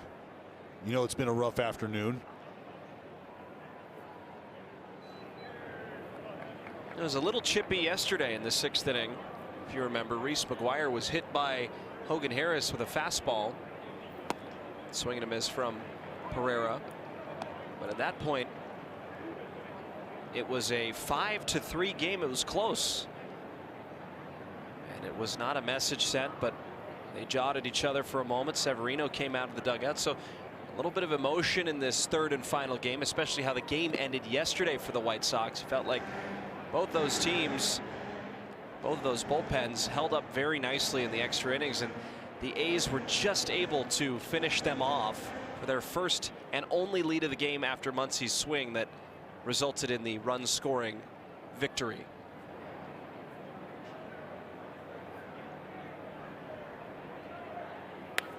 Breaking ball fouled away, 1-2. White Sox better get to learn to like the West, because they head to Arizona after this game. Then they go home. Then San Diego and Los Angeles in Anaheim. Home again, and then back to the West Coast against Seattle and San Francisco. Bouncing ball to second. Geloff again. Gloves it. Throws to first. 2 away. Speaking of schedules, our upcoming schedule brought to you by Service Champions. Head to Seattle and then Texas on the road, and followed by Kansas City and Cleveland here at home. That's the next 2 weeks. A lot of the American League. DB. Well, it's an opportunity to get a good look at some division opponents. See the Texas Rangers again. See the Mariners for the first time this season. Mariners riding the struggle bus early out of the gate.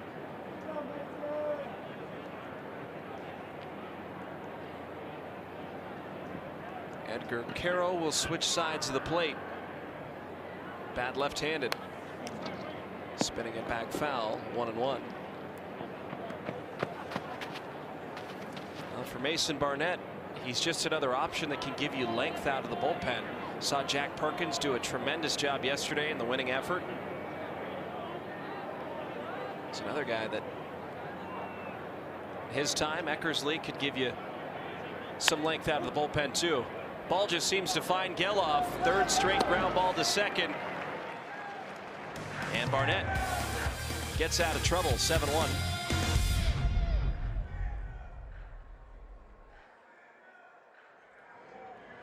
The telecast is presented by authority of the Athletics and may not be reproduced or retransmitted in any form, and the accounts and descriptions of this game may not be disseminated without the express written consent of the Athletics. On this date in 1981, the A's started the season with 11 consecutive wins, setting a then Major League record for the best start to a season. Under manager Billy Martin and fueled by their pitching, the A's began 11-0, with 9 of those wins being complete games by their starting rotation. The current record now is 3, held by 3 different teams: the 1982 Braves, 1987 Brewers, and the 2023 Rays.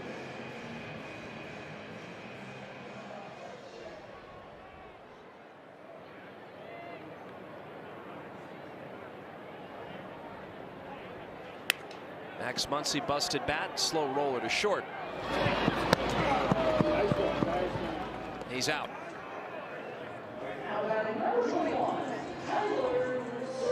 Well, it's a wonder what starting pitching can do for you, huh? Just the game's different now. Look at Schultz. Went 5 innings, seemed like he was cruising right along for a young arm. They go to the bullpen, and Taylor back out for his second inning of work. Well, and I think today, I think how teams look at it is when you get a young guy that's kind of just breaking into the big leagues, just getting his feet wet, you want to continue to put him in scenarios where you can maximize success. As Chad Whitson says, yeah, Sodi went around. And after a strong performance, Will Venable says, hey. Sprayed to left field. That's sinking fast, and it'll go all the way to the wall. Soderstrom into second base with a 1-out double. Good to see Tyler eyeing the opposite way.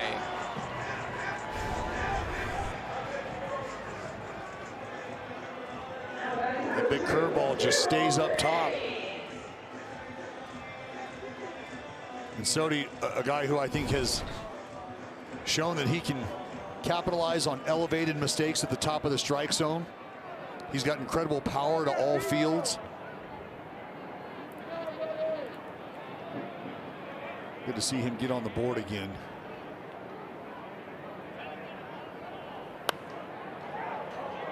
But I think for a manager in today's game, you do have an opportunity to utilize your AAA bullpen, AAA pitching staff really as almost an extension of your big league bullpen, and it's because of how starters are handled. And whether you agree with it or not, and whether teams, you know, knowingly utilize the extension of the AAA bullpen as a part of their big league options, it's the way the game is today.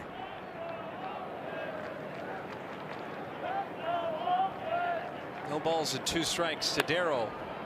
Shortens up and fouls it away.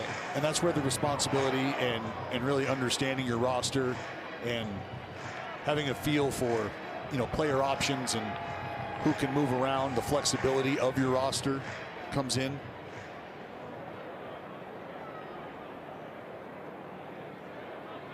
Oh, 0-2, fouled away again. It's getting word that there have been only 2 complete games this year in the major leagues. Is that surprising to you? Not really. No, I mean, not in a day and age where you play the matchups the way you do. Darrell's fighting. Well, I asked that to you because you know a thing or two about complete games, and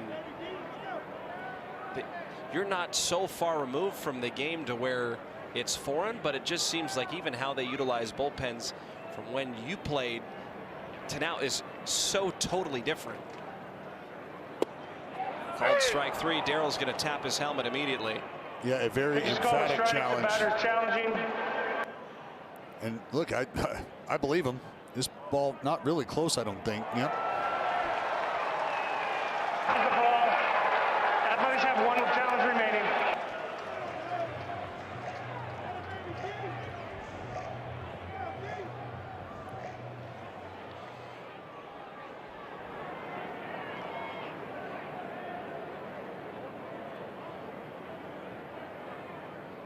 One and two now in the dirt. And something that I think, you know, when I was playing, that starting pitchers were afforded was the opportunity to learn how to finish ball games, because I do believe that is a learned behavior, because now you're seeing a lineup third, maybe even portions of it a fourth time. Look out.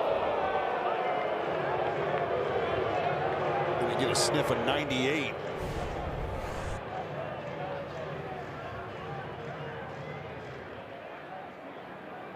No need to challenge that one.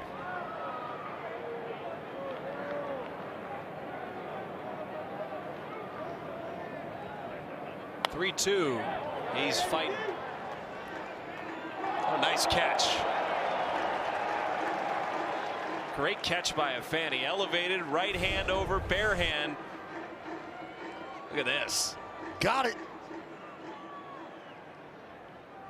Are you not entertained? Another 3-2 to Darryl. And it caught the knob of his bat. It's a foul ball. Well, Darryl knew it was ball four, but 98 just kept chasing him in right off the barrel.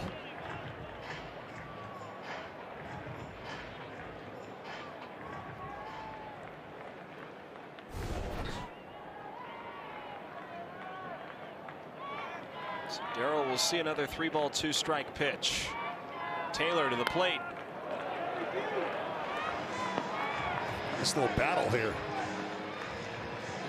12th pitch on its way. How much more can you ask of a guy that's coming off the bench most days? A home run, now a 12-pitch at bat late in the game. The runner in scoring position against a tough reliever in Taylor. 3-2 down low. What a plate appearance by Hernandez, and he earned that walk.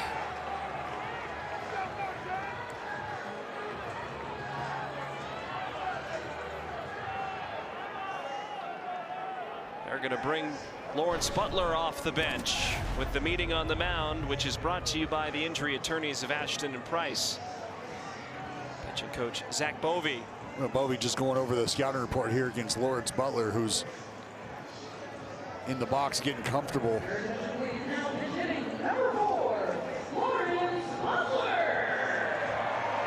And this is something we brought up yesterday, as Leisure starts to crank now in that White Sox arm barn. Is you never really feel like you're completely out of the ball game here at this ballpark, and with a lineup chock full of power from top to bottom, I think you feel pretty good about your opportunities when you start to get guys on base, because virtually everybody in the lineup can hurt you. First pitch breaking ball called strike. 0-1. Mark Kotsay almost an entirely right-handed lineup today to start the game against the lefty Schultz. You know, you had Soderstrom and Kurtz, of course, but you have some left-handed options on the bench in Cortez, Butler, and possibly even McNeil should it get to that point.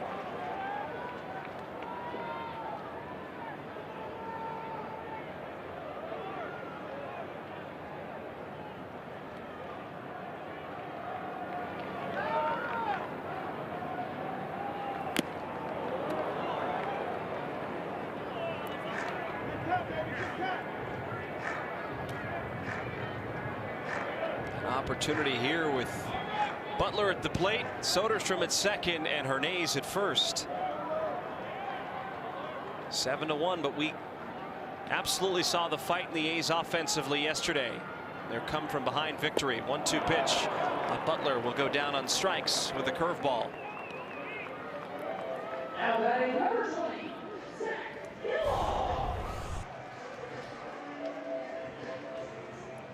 Taylor just dropping the hammer down and out of the strike zone.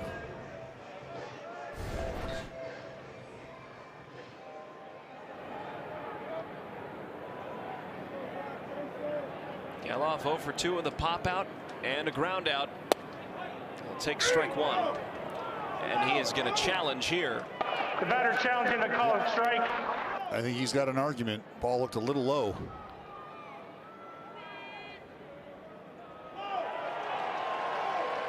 His ball. Athletics have one challenge remaining.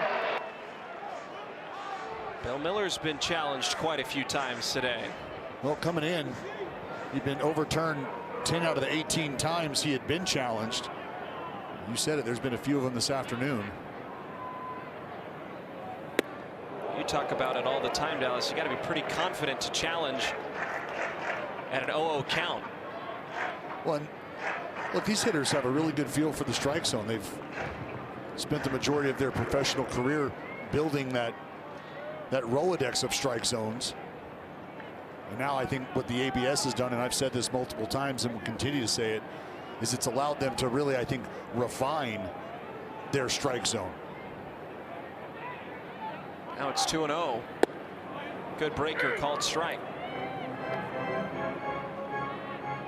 It changes the entire approach of an at-bat, I'd think. If that didn't go Gelof's way, it'd be 1-2 instead of 2-1 here.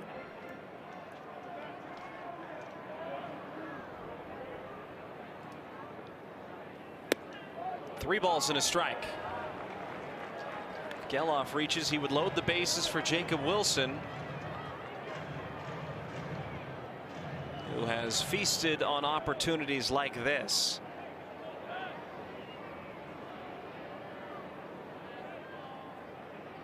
Three-one pitch. Line into right field, and that'll tuck into the corner. Coming in to score, Soderstrom. Hernandez is being waved home. The relay throw to the plate is late. Gelof takes third. It's a 2 RBI double for Gelof.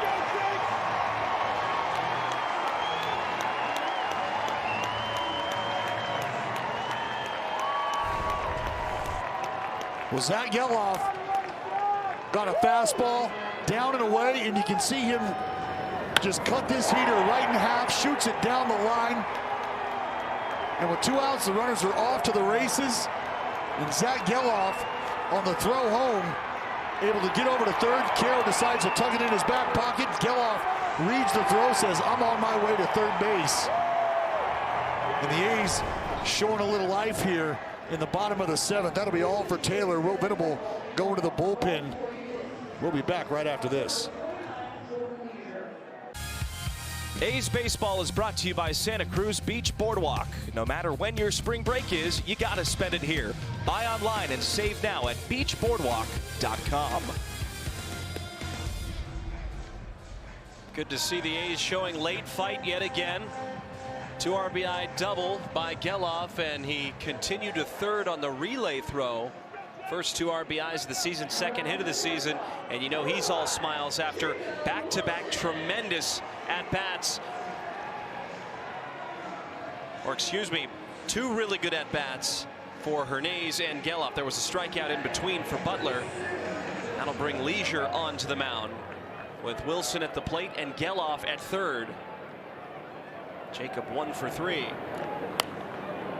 Swing on the first pitch, pop it up, and it'll go into the seats. We saw Leisure in the ball game yesterday.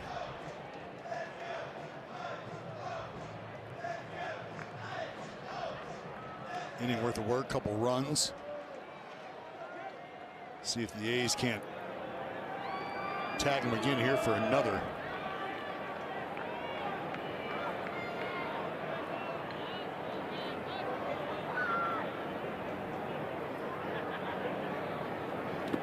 In the dirt. Caro able to block it. Gelof stays put.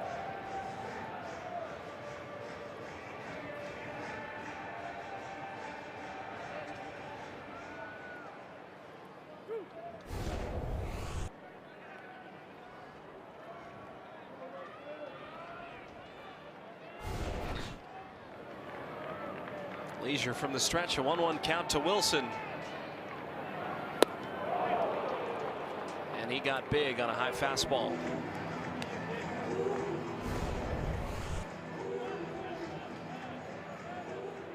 Jay Willie trying to go up top, just couldn't quite catch up.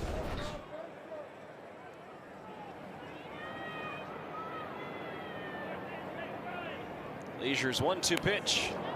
Wilson able to get a piece of that, but again, a high fastball about head height.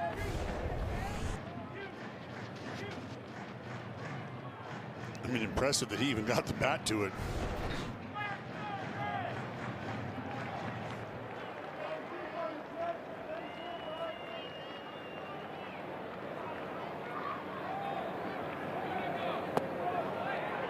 That's a tough pitch to lay off of, and he did a good job of it. 2-2. Considering the fact that he has seen or had seen 2 pitches at the top, the one that he offered at was able to foul it off, and then sees a pitch down at the bottom of the strike zone, well down, and he's able to lay off. Now 2 balls and 2 strikes.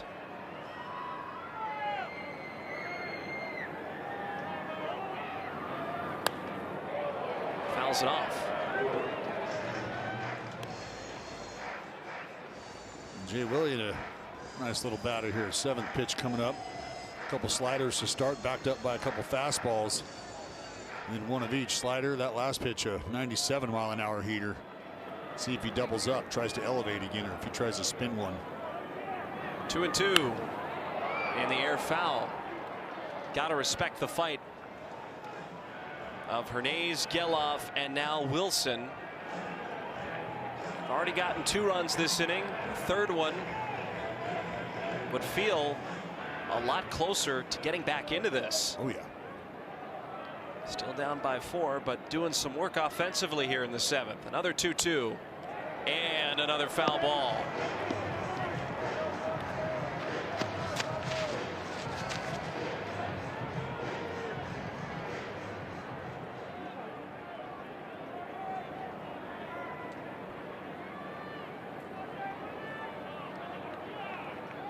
Leisure versus Wilson. In the dirt, gets past Carroll. Gelof's coming home, and he's going to score.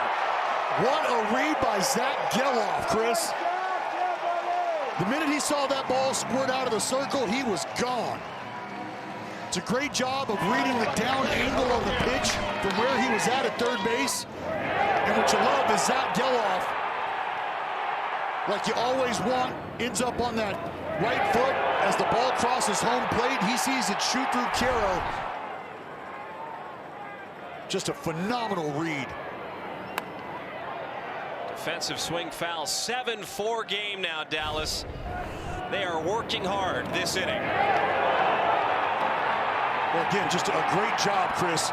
If you can get that runner on third base to end up with his weight, his momentum on that right foot, he's in a wonderful position to make the read and break, just like you saw Zach Gelof do. Payoff pitch. Popped up. Caro keeps his mask on, and he's got it. That will retire the side, but the A's score 3 runs. It's a 7-4 game now. This telecast is brought to you by Toyota. Class-leading MPG and more hybrid models than any other brand. Toyota, let's go places.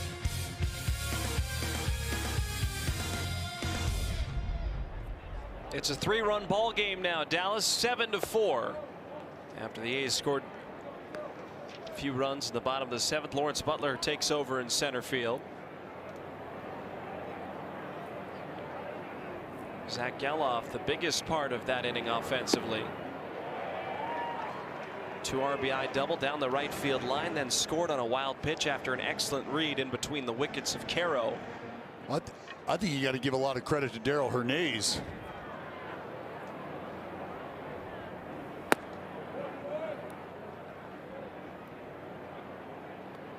Darell with a phenomenal at bat, one in which he had to utilize a challenge. Did so correctly, found his way on base. Gelof also challenged early. Both successful. Remember, the A's have only 1 challenge remaining, so the confidence from the bottom of the order to know the strike zone, to be situationally aware, and to gain leverage in the count by which they cashed in is something that, even though the scoreline isn't beautiful right now, is something that Mark Kotsay is probably very happy about.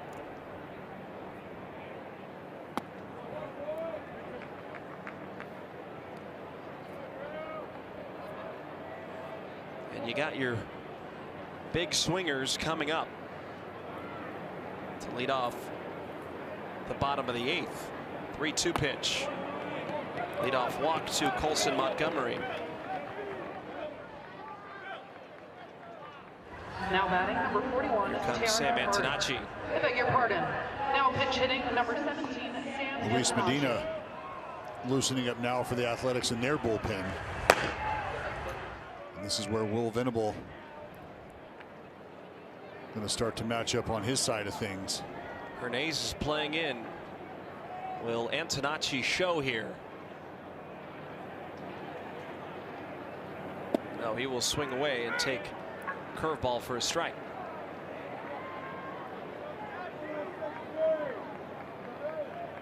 Those are the numbers for Antonacci down on the farm. 153 minor league games, just about a 300 hitter.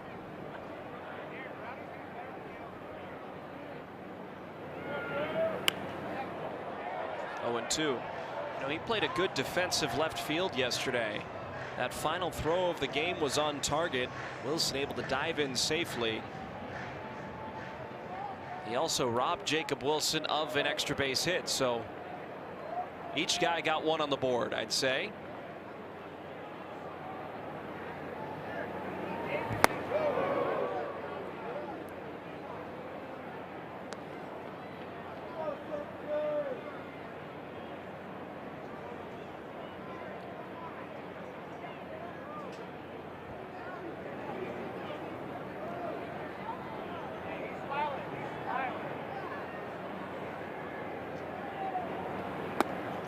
Low and in, 2 balls and 2 strikes. White Sox got a lefty warming up in the bullpen right now. It's likely to match up against Kurtz, Cortez, and if it gets to that point, Soderstrom. It's Brian Hudson, who also featured yesterday. 2-2 breaking ball into center, busted bat, and Antonacci has singled back-to-back on base for Chicago. Well, I think that'll bring out Mark Kotsay, and it does.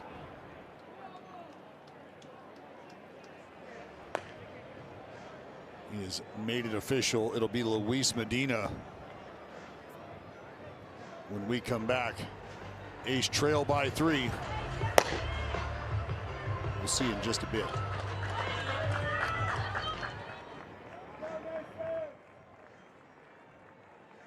A little bit better.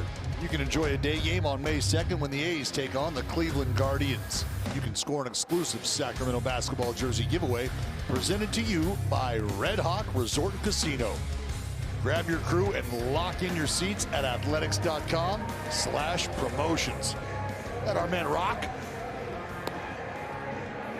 Rock in the tank.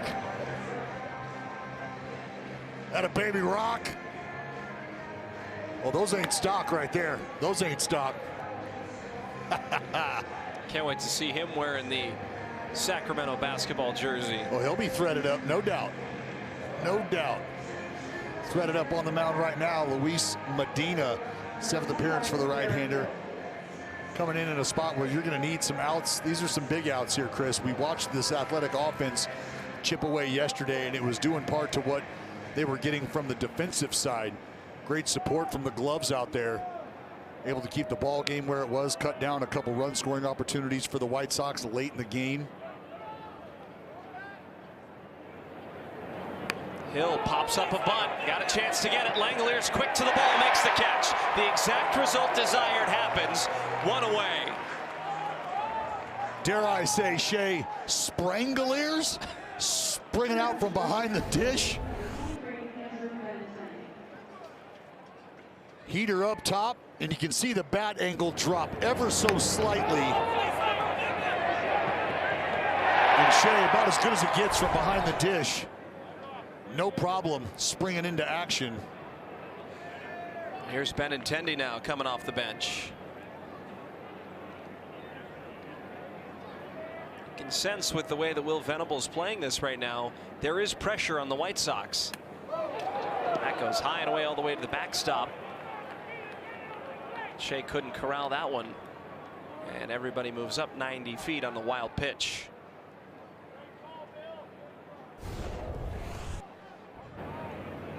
Well, look at 99. I mean, I don't care if you have pogo sticks for legs. It's tough to get up in such a short amount of time and knock down 99 off the backstop.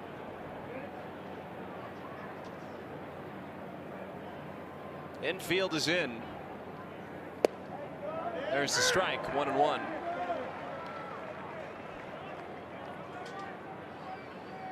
Each team has a challenge remaining.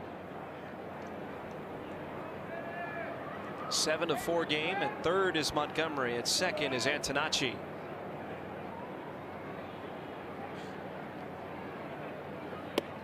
Well inside, 2 balls and a strike. Benintendi had a 3-run home run yesterday. 1 for 6 on the afternoon yesterday. Has 4 hits on the series. 3 of them for extra bases. Wave and a miss. Big slider. Well, right now you're hunting the punch out, and you've got 2 pitches to get one. You need a punch out or a pop up in this situation.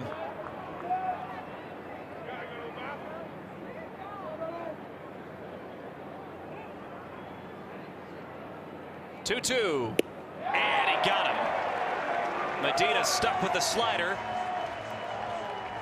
and 2 are away.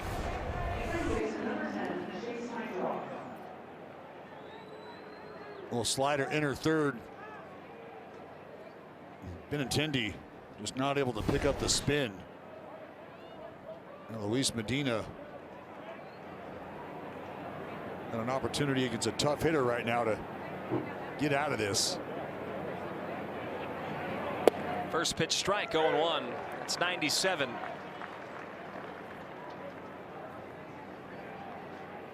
Talked yesterday about pendulum swings of momentum. If Medina can pick up Barnett here, I think you could sense that going into the bottom of the 8th. Ground ball to second base. Geloff is there. Medina picks up Barnett. What a job by Luis Medina. Langeliers, Kurtz, and Cortez to come up at the bottom of the 8th. To you by Toyota. Now, Noah Schultz was fantastic. 5 innings, just 1 hit. It was a home run against Darrell Hernandez in the second. The A's were able to muster some offense in the bottom of the 7th inning where they scored 3 runs. Thanks to a 2-run double by Geloff. Then he read a wild pitch and scored. 7-4 the score. 4 homers for the White Sox. And now a lefty will come out of the bullpen. Langeliers swinging away, 0-1. Yeah, it's going to be Brian Hudson. For the left-hander, Hudson sporting a little bit of reverse split action over the course of his career. Righties hitting 179, lefties hitting 205. Staying up high with Langeliers. He's behind at 0-2. Good numbers. 10th appearance for Hudson. Just over a 2 ERA. Well, it's his 10th appearance, Chris, and throughout those appearances, he's had a tough time getting ahead of hitters. Well ahead of Langeliers here early.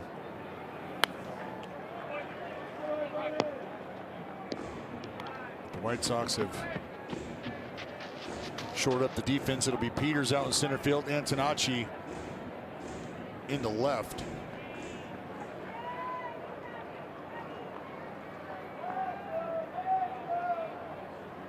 Oh-2 called, strike 3. Langeliers watches it pass him by. Breaking ball at his knees. And he's caught looking for a second time today.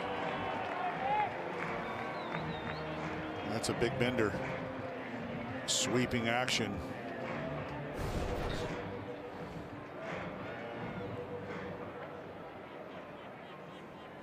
Hudson pitched in the 8th. It was a scoreless 8th for him yesterday.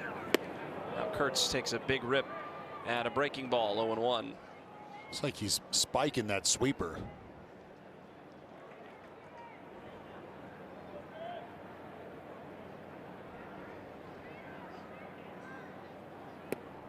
Strike two. Scott Barlow now moving around for the Athletics. You would see Vargas, Murakami, and Pereira.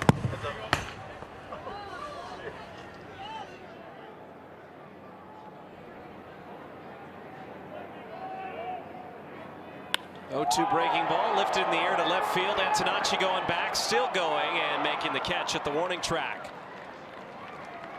Bit of opposite field power. Kurtz flicks it the other way and it travels all the way to the warning track.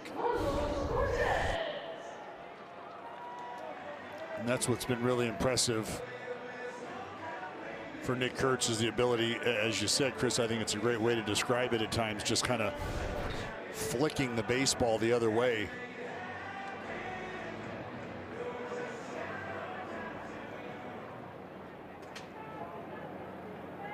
Cortes is up.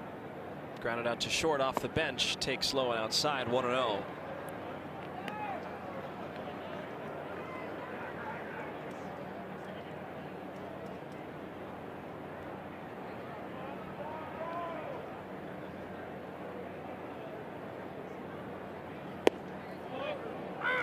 One and one.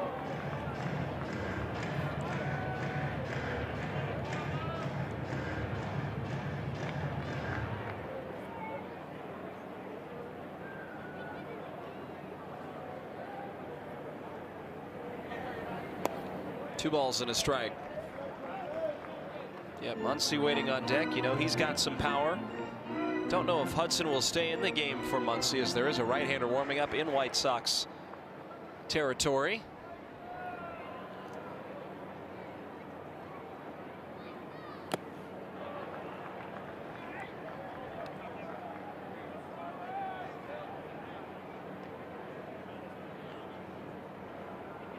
Count even for Carlos.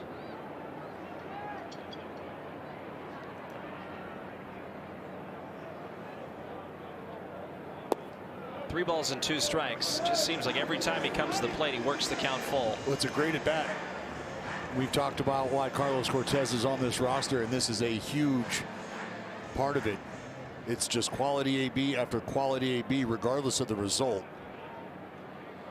Payoff pitch from Hudson. And he does a lot of that, too.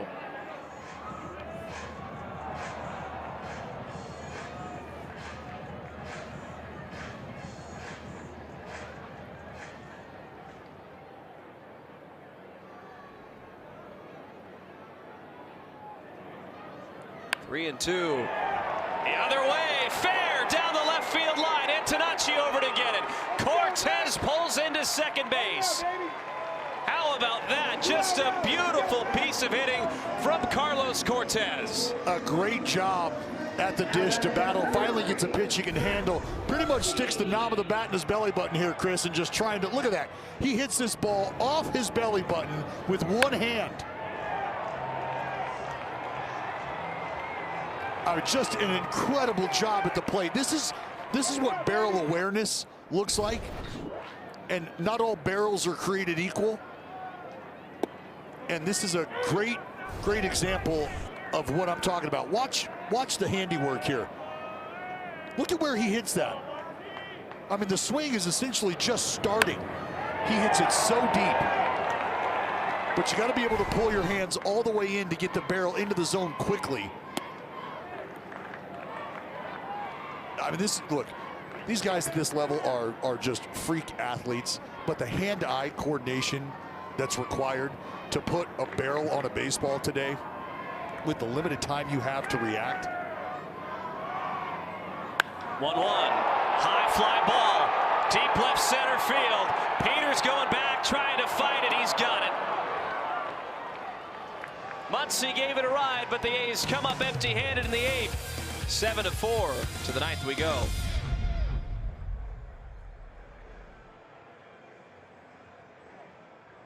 MLBshop.com. From official jerseys and memorabilia to hats and hoodies, we've got the entire season covered.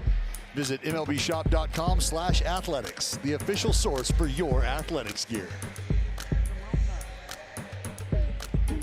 Well, Dallas, another win means another limited time walk offer. Celebrate the second walk off of the 2026 season with a 2 for $26 ticket offer. Be there when the A's return to West Sacramento on Tuesday, April the 28th. Don't miss the next big moment. Take advantage of this limited time offer now at athletics.com/flash sale.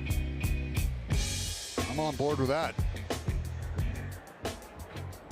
I like the walk offer. Maybe the A's have some more magic still in store here today. Offense has started to heat up in the later innings. Scott Barlow in. Low pitch called the ball. It's going to be an ABS challenge. Langeliers is working with the one challenge remaining for the A's. I'm not sure that this is going to go the way we'd like it to. Yeah. The pitch with the ball. The Athletics have no more challenges.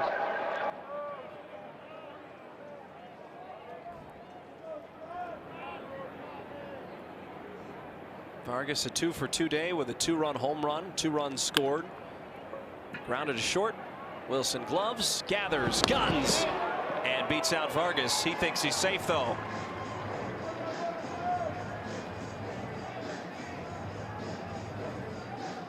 And he's out. Yeah, Will Venable says keep it moving. I mean, this is very close. Jacob Wilson taking his time, just barely beats Vargas. I mean, that's a half step. Murakami now.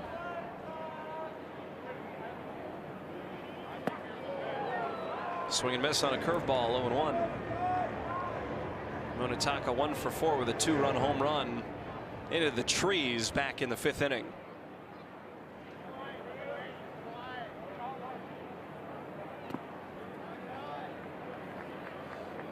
You'd think, Dallas, if you limit those 2 home runs in the 5th inning, the 2-run home run and the solo homer from Montgomery, you'd be at a tied scoreline right now. The White Sox have been very powerful this weekend series in Sacramento. Strike 2. Yeah, if you didn't know the name, you know it now.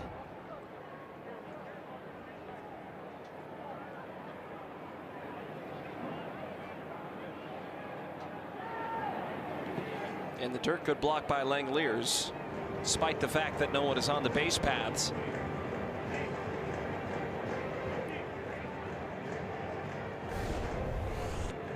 Well, with 2 strikes, you got to body up. You just never know if you're going to get that swing.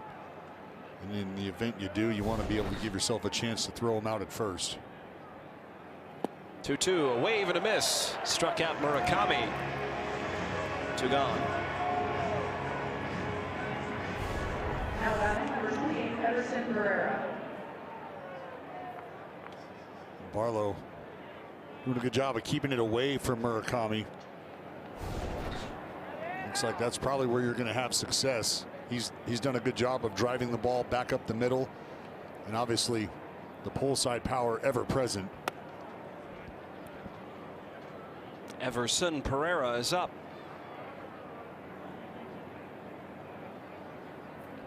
Two for 4 with a single and a double.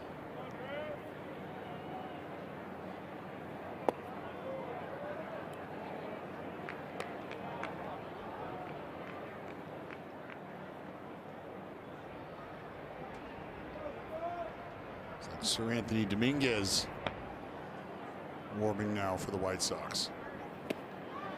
Wave and a miss on a sinker. 2-1. So he'll task Dominguez with, if the scoreline holds, coming up with the save.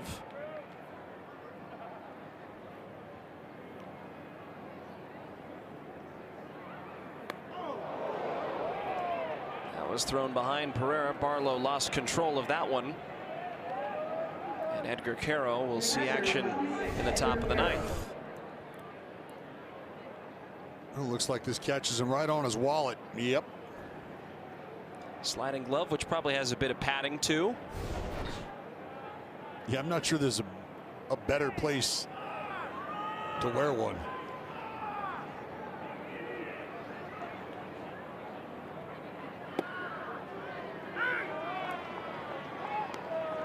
Carroll 0 for 3 does have a sacrifice fly today. That opened up the scoring in the first inning. White Sox scored first in all 3 games this series. Dropped the bottom out of that curveball on a swing and a miss. After that flail, Carroll's going to take his timeout, try to regroup here, down 0-2.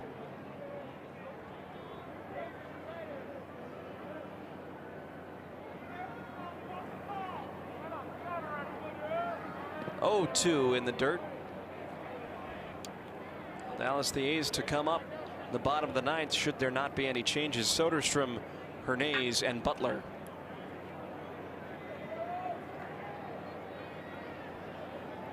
Two of the 3 being left-handed hitters against what will be likely Seranthony Dominguez. 1-2 pitch, swing and a miss. Good inning of work by Scott Barlow. 3 outs to score 3 runs. 7-4 the score.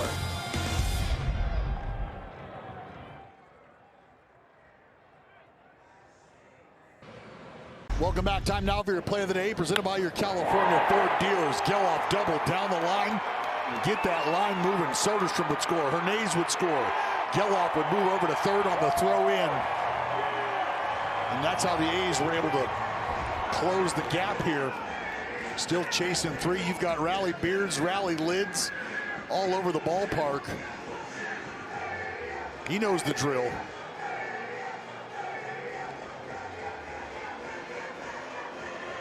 How about that?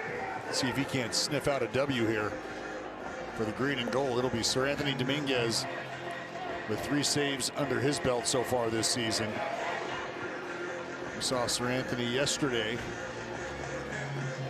Inning of work, walked a couple, punched out 1. You saw Jacob Wilson, Denzel Clark, Max Muncy, Lawrence Butler, Austin Wins. You said it, partner. It'll be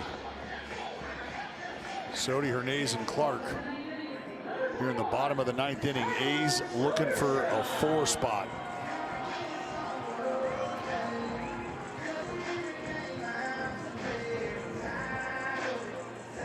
Starts with Soderstrom, who doubled his last time up and scored the first of a 3-run 7th inning. Can they replicate that in the 9th? Dominguez to the plate, inside. 1 ball and no strikes.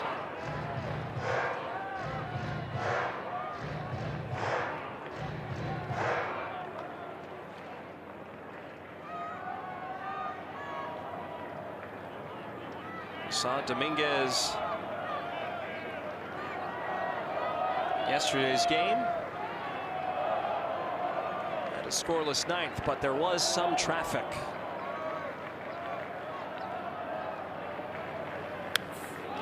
Zipped back foul.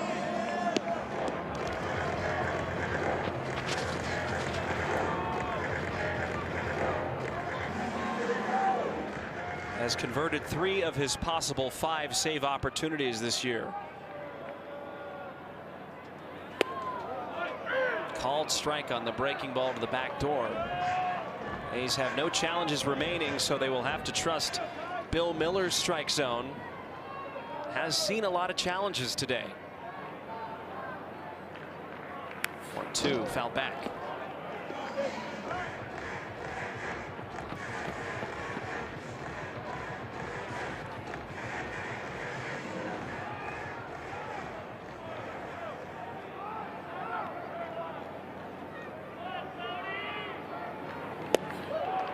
Struck him out. 1 away. That split finger.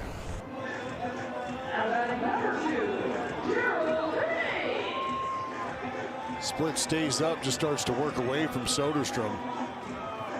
And an elevated split like that at times can almost act like a backup slider, where you see the tumble out of the hand, you're expecting maybe a little different type of action. Darryl shows bunt, saw the defense playing back, pulls back, and it's 1 ball and no strikes.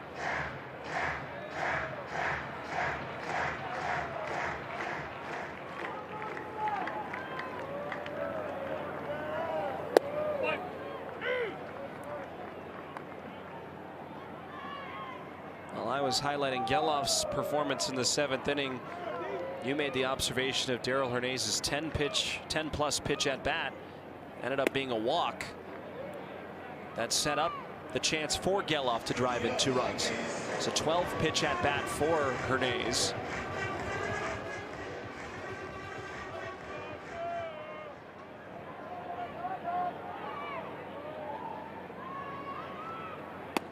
Three balls and a strike.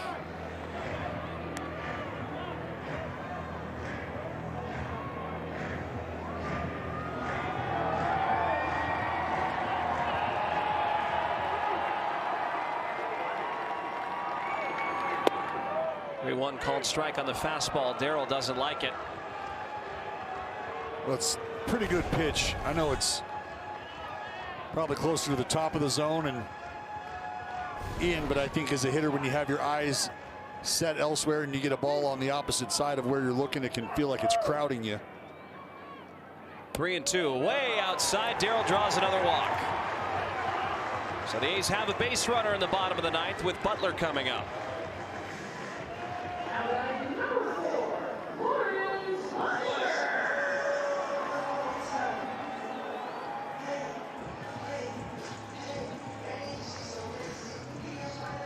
There you go.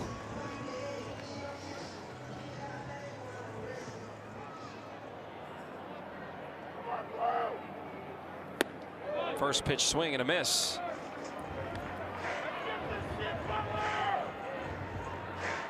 Vargas is playing in and off at third. Murakami holds on Hernaiz.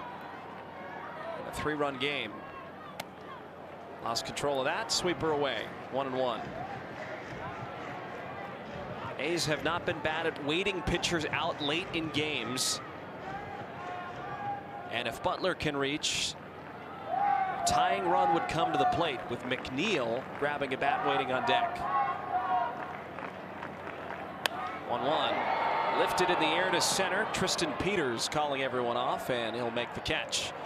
So the lifeline is Jeff McNeil, a high contact player. But he needs to get aboard somehow, some way, if the A's want to continue this game for Wilson in the top of the order.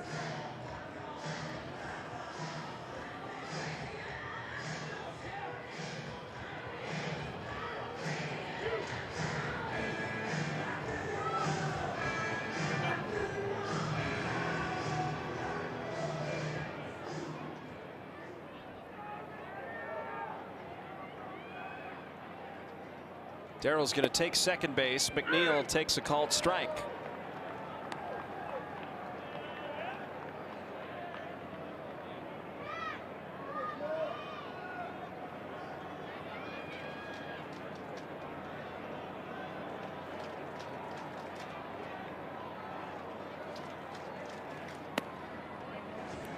One ball and a strike.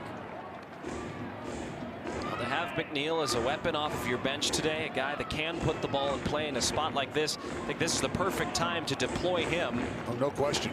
You're just trying to keep this line moving however you can. But he's down to his final strike. Dominguez looking for save number 4 of this young season. White Sox 1 strike away from taking the series on the road against the A's. Dominguez is set at his belts, the 1-2. And McNeil gets plucked.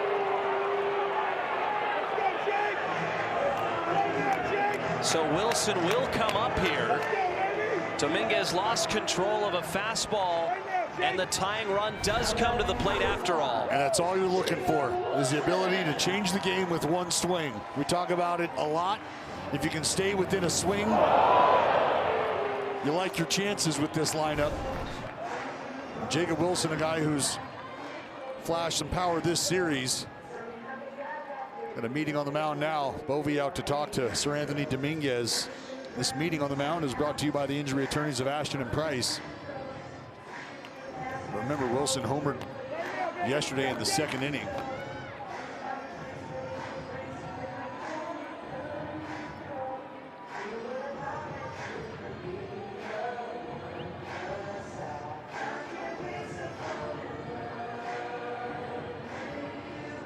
You might see Jay Willie take a shot here early if he gets a fastball. First pitch swing, he's underneath it to center field. Peters there, and that's the ball game. White Sox win 7-4. They claim the series over the A's. A great offensive performance by Chicago. They came here and I think caught the A's by surprise. The A's will fall to 11-11. The White Sox now 8-14. Dominguez the save, and Noah Schultz his first big league win. It was an offensive display by the White Sox really all weekend long. When you got introduced to the big left-hander, 6'10", 240-pound Noah Schultz, as you just said, partner logged his first W. And you got a real good look at Munetaka Murakami and the power that he comes with. But it's that White Sox offense that was able to support some good starting pitching that the White Sox got. And I think all in all, you're right, probably caught this green and gold team by surprise. A's have a road trip on the horizon. They head to Seattle first, and the probables for tomorrow's game. J.T. Ginn, the right-hander from Flowood, Mississippi, against Emerson Hancock. Battle of SEC products. Ginn looking for another good start, and it'll be an exciting in-division matchup. First time in Seattle for the A's in 2026. Hoping to ride the wave and beat Seattle. Well, stay tuned, folks. A's Cast and NBC Sports presented by Toyota with Chris Townsend and Steve Sachs starts right now.